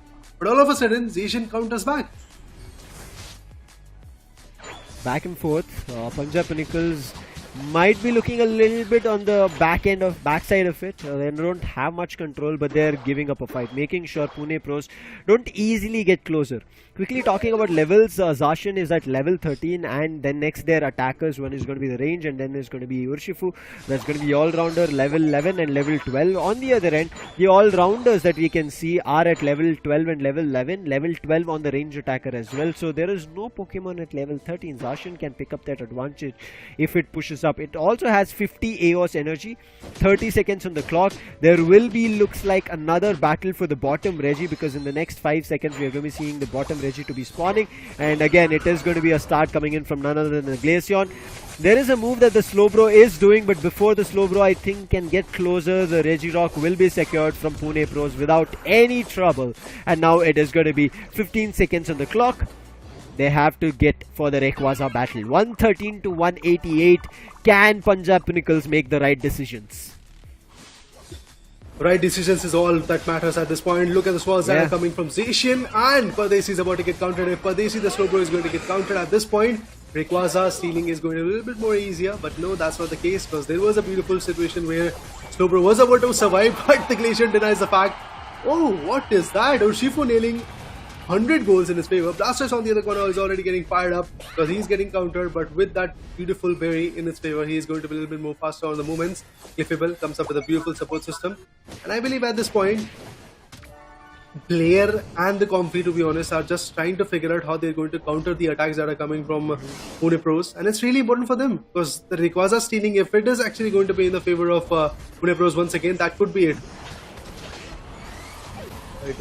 There is a battle. Unite was used from the Charizard. Another slow beam Unite coming in from Slowbro. Can they find value? Eos energized attack coming in from the Zacian. Now they've caught. Now they've isolated Blair. Blair is trying to run away. Oh, his flame breaths are working really well. Zacian is super low. Can he get the last hit? Oh, the Fire Blast has also done hefty damage on the Zacian, but it's just running away. Magical Leaf is doing the right stun, but Venger is here to heal him. Unfortunately, the chance, the opening to get themselves a chance of taking easy Rayquaza has been lost, and now look at Zacian and Urshifu, both of them tagging along. Charizard is out of the game, and now it's Slowbro who's back in, but I think Slowbro will also go. Shivansh is caught in this tussle and looking forward to the last hit, and it's a steal. Punjab Pinnacles have got this. Can they go for a score? He is trying to run, but the Moonlight is chasing him. Then the Urshifu with his liquidation moves and also surging strikes, trying to push up 235 to 288. Can he get this score? If there is one score at least coming in from Punjab Pinnacles, they can make it happen, but there is scores coming in one after another from Pune Pros, who push it to 398. Punjab Pinnacles, even though they got the Rayquaza, no Eos energy, or if they had the Eos energy, they couldn't score because Pune Pros broke their shield, and Pune Pros, even though they lost this Rayquaza, they win the game. At that moment when the team Punjab Pinnacles got that Rayquaza, I was trying to look at the cam of Phoenix Shivans, but he was not happy because he knew. And now the main battle starts, and that battle is of scoring that goal, and once again it is Pune scores. Amazing shutdown onto the advantages coming from Punjab Pinnacles. For a moment I did thought that Punjab Pinnacles is now picking up pace and maybe getting the strategies right in the favor, but no, that's not the case. Pune Pros, a commendable battle coming up to an end, a 3-1 situation. Definitely it was not a clean sweep, but a very deserving win for Pune Pros, a good one for them, for sure. Yeah. Something that they will not be happy on. Punjab Pinnacles played a good game, but again, unable to destroy the goal zones. Zacian managed to run and survive. If that goal zone was not there, Sadao would have been KO'd. Look at the hefty amount of damage dealt from Sadao, 108,000. Too good. But same goes for Blair. Commendable job coming in from him. 88,000 damage being done. So he did what was necessary. But I think kudos to Venger playing on this cliffable. 122,000. I think this is going to be a record here for Skyesports League 2023 for Pokemon Unite that we are seeing. Coming in from a supporter on recovery. Oh, it's a no? Yeah. We have seen in day number 2 and day 3 scores much bigger than that. 177 and 144 as well. Brilliant. Amazing. I mean, so teams are going crazy at this point. Pune Pros, yes, they can be kind of happy with this. I'm not going to say that they can be ecstatic about this because this game was not that easy. They were having troubles. You saw in the last fight, if Zacian was KO'd, that scenario would have been a complete different portrayal of what would have happened. And Punjab Pinnacles also, if they got a chance to score, if their shield was not broken with that Urshifu chasing the Azumarill, that one score to push them to 335 would have given the push that Punjab Pinnacles needed to win this 4th game. Too many variables were there, to be honest, but still it was Punjab which were trying to tackle, which were trying to get the opportunities in their favor. But right now when it comes to Pune Pros, we did saw them being not that fruitful when it comes to 6 to 8 minute marker, because at that time they were a little bit more focused on getting the KOs, a little bit more focused on farming their Unite moves, and also being ready for the next final stretch which was going to come in, because that is the one crucial thing that can completely change the pace of the game. But to our glory, Pune Pros were already ready with that, because they know even if the Rayquaza advantage is going to go out of their hands, they will be ready with the counter attacks, they will be ready with the situation where they're going to break the shields. In the initial battle, we did saw multiple times Station getting KO'd, we did saw multiple times getting Glacier out of the equation, Espion also getting picked off, Squirtle also getting picked off. So yes, from both of the sides, multiple major Pokemons were getting taken down. By the means of major, I would love to add on that those Pokemons which were hitting quite hard, they were getting picked off quite well. But still, at the end, when it comes to the team synergy, I believe Pune Pros was the one which was able to get the strategies right. Yeah. I think their decision making of resetting, moving away, right? All these things that they did is the reason it worked out better for Pune Pros to win it. Like understanding, oh wait, we are in trouble. I think we need to back off. That decision making of peeling off from a fight was also very good coming in from there, and Blair did a really good job. He tried his best to keep this game on going, but I think Sadao, kudos to him as well on Zacian, played really well, had that Eos energy stacked at all times in every battle, but this battle was just too good coming in. Unite after a unite after a unite, 3 unites is a stretch being used, which gave Punjab Pinnacles an upper hand. But unfortunately there Zacian, Pune Pro's Zacian ran away, and then Urshifu immediately tagged on to Blair, coming in with its unite, took him down. But still there was a steal from Scare that happened, but that steal was not left for long. Only 2 players I think got a chance to score over there. Artist, I think, this player of the game rightfully goes to him. Even though Zacian played really well from Sadao, right? It was just brilliant coming in from Artist, because his unite hit coming in, I think he got like around double digits, close to 8 to 10 hits on Blair on Charizard, and KO'd him immediately. If that KO did not happen, I think Charizard was on a spree of knockouts. Oh, for sure. Charizard, and with that compy advantage. Yes. He was quite keen on getting the KOs, and we did saw a narrow escape coming from Zacian as well in the bottom lane, where he was able to go for the second Gozer and eventually was able to recuperate his health, once again bounce back. So yes, indeed a beautiful matchup coming to an end. But as you said, the player of the game, Urshifu, the artist, was absolutely amazing. The art is winning this BO5. The artist is already in front of us, which was the player of the game of the previous matchup. But moving forward, the score is 3-1. A very good start from Punjab Pinnacles, to be honest, but back-to-back 3 victories, back-to-back 3 comeback stories coming from Pune Pros was absolutely amazing. I mean, we were thinking that there might have been a shuffle coming in, and we were expecting, to be honest, I was expecting where things could have been a little bit more favorable for Punjab Pinnacles in second or third game, but that was not the case. Raider, I think if they would have picked up the Dragapult, right, it could have worked out for them. They teased us with it. It could have worked out for them. I think they did not make that choice, and this Dragapult is going to be with me. I'm going to be more than happy about it. But again, Punjab Pinnacles, good play coming in from them. Maybe the Dragapult could have had a lot more of an advantage, because we've seeing, right, the Pokemon choices coming in from all these teams have been different. So we'll see what different that Pune Pros made in the interview. Pune ने ऐसे आग उगाल के रख दिया। कुछ नहीं, just आज अच्छे कॉल्स थे, टीम कोऑर्डिनेशन बढ़िया था, पहले से ज्यादा बेटर था, सो दैट इज व्हाई हम जीत पाए। बहुत बढ़िया था। मैं देख रहा था कि आपने जो पहले दिन आपका जो सपोर्ट रोल खेल रहे थे आप क्लिफेबल पे, उससे आज तो लाइक कंप्लीटली चेंज्ड। कितना प्रैक्टिस किया आपने, लाइक यू नो, पहले 1-2 लॉसेस के बाद? एक्चुअली हमारा पहले तो बात, मैं अटैकर प्लेयर हूँ, सो मेरे लिए सपोर्टर खेलना एक चैलेंजिंग था। और एज अ निंटेंडो स्विच और अदर, जैसे मैं एमुलेटर वगैरह में खेलता हूँ एज अ सीसी स्ट्रीम्स वगैरह के लिए, सो मेरे लिए एक हार्ड था कि नए फ़ोन पे शिफ्ट होकर एक सपोर्टर रोल खेलना। सो मैंने चूज़ किया, मेरे लिए सपोर्टर रोल खेलना ज़्यादा बेटर होगा, क्योंकि अगर मैं अटैकर खेलता ना तो इससे मेरी टीम को थोड़ी दिक्कत हो सकती थी। बिकॉज हमारी जो टीम है ऑलरेडी लिक्विड ई स्पोर्ट्स, और जो हम गॉडल की तरफ से अभी खेल रही है, सो ये ऑलरेडी इन्होंने चैंपियनशिप में ऑलरेडी सिलेक्ट अपने आप को करवा लिया है। सो मुझे लगा इनका पहले से एक कोऑर्डिनेशन है जो कि मुझे इनका नहीं बिगाड़ना है अटैकर्स का। सो मैंने एक ऐसा रोल चूज किया ना जो मेरे लिए सूटेबल था, और बाकी लोग तो कोऑर्डिनेशन, हाँ बस हमें थोड़ा प्रैक्टिस भी करनी थी।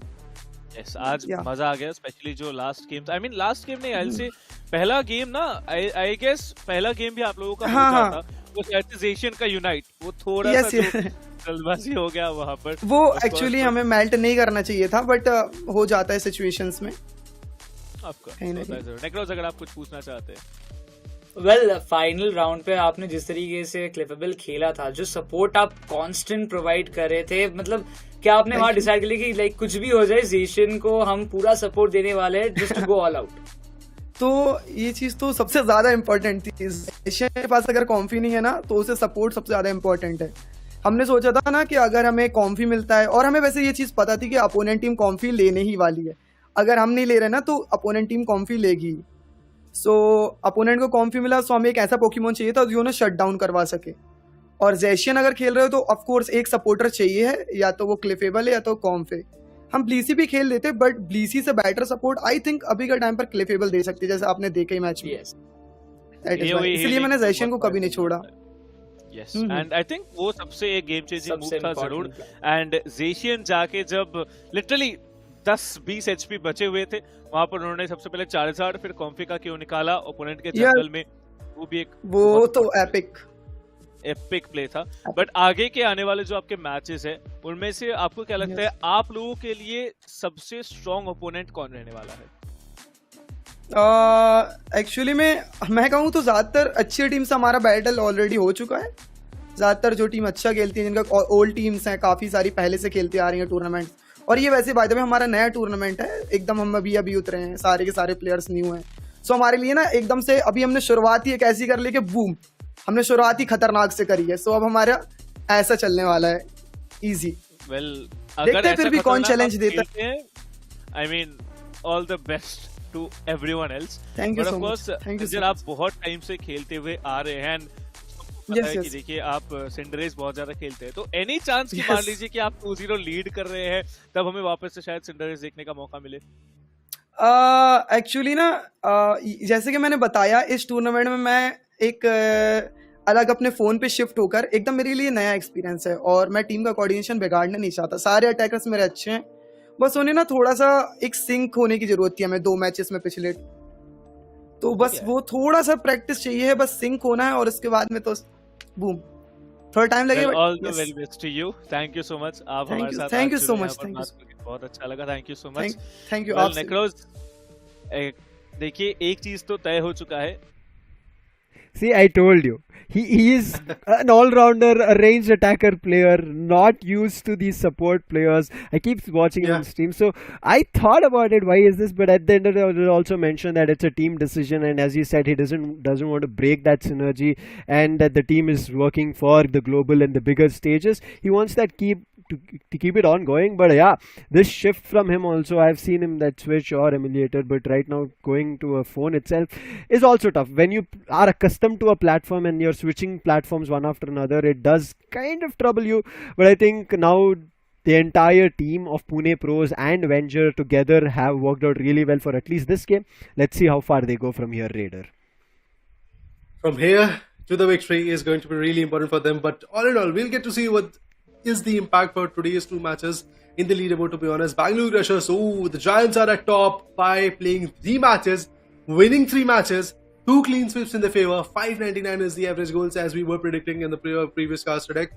But all in all, Hyderabad Nawabs, after playing 2 matches and 2 wins in their favor and a clean sweep, 623 points is what they are having. Mumbai Aces on the other corner. I believe yesterday we saw them with a beautiful victorious fight in their favor and a clean sweep, to be honest. 601 points, Kolkata Tridents, 3 matches that they played, 1 win, 2 losses, 1 clean sweep as well, and 354 points. So it's safe to say that whatever matches we saw today, not a lot of changes are there, except the Bangalore Crushers increasing from the second position to the first one, and the other teams like Pune Pros, Punjab Pinnacles, and even Delhi Masters, they are still struggling at the bottom 4 positions. Although Pune Pros is the one which is a little bit more favorable, to be honest, after playing 3 matches and a win.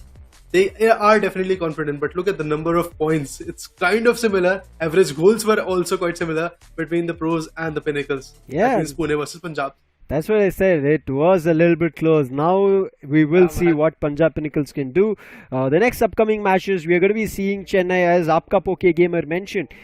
Something Crowley is hiding. We will wait for them. But at least Hyderabad Nawabs, the reigning kings until now, who wanted to be on top, their position has been taken from Bengaluru Crushers, so they will have a match tomorrow, and Chennai will again have a match tomorrow, who will face Punjab Pinnacles. So let's see, Punjab Pinnacles, can they take their next 2 matches and get the victory, because their next match is Chennai Crushers and then again with Hyderabad Nawabs, the table toppers. So it is going to be a tough Raider, the next upcoming few matches, but things can be tough and also can be good for the viewers who are right now with us, as you can join the World Championship Series of Pokemon Unite. If you have a team, if you're planning to have a team, if you're grinding, this is your chance. May qualifiers is about to go live on May 22nd, but the registrations are live right now. So if you want to make up a team, get into it, or if you already have a team, click on the comment, that pinned comment in the chat, and also if you don't find it there is one other link on the description. So get to that registration, make it happen, get yourselves on the global stage and the spotlight, and show your Pokemon Unite skills.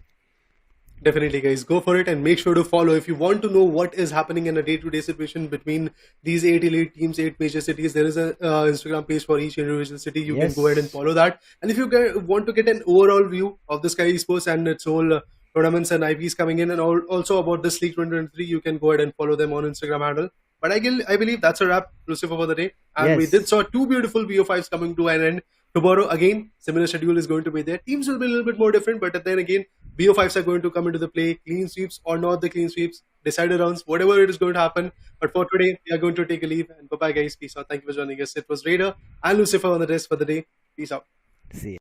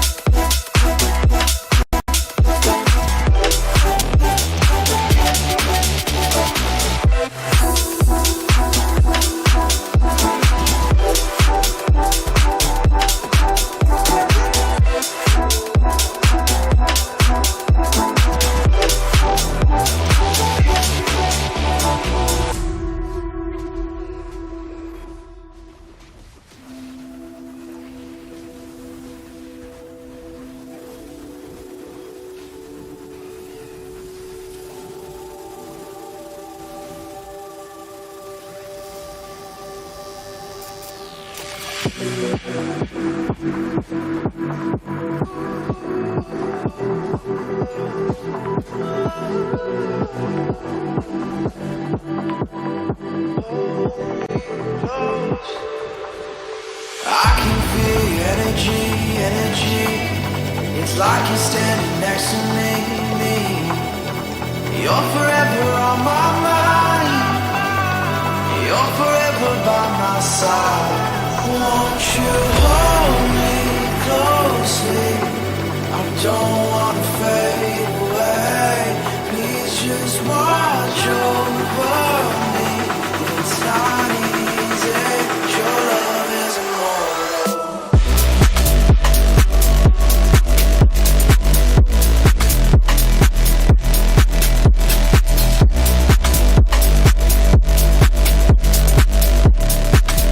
Your love is immortal.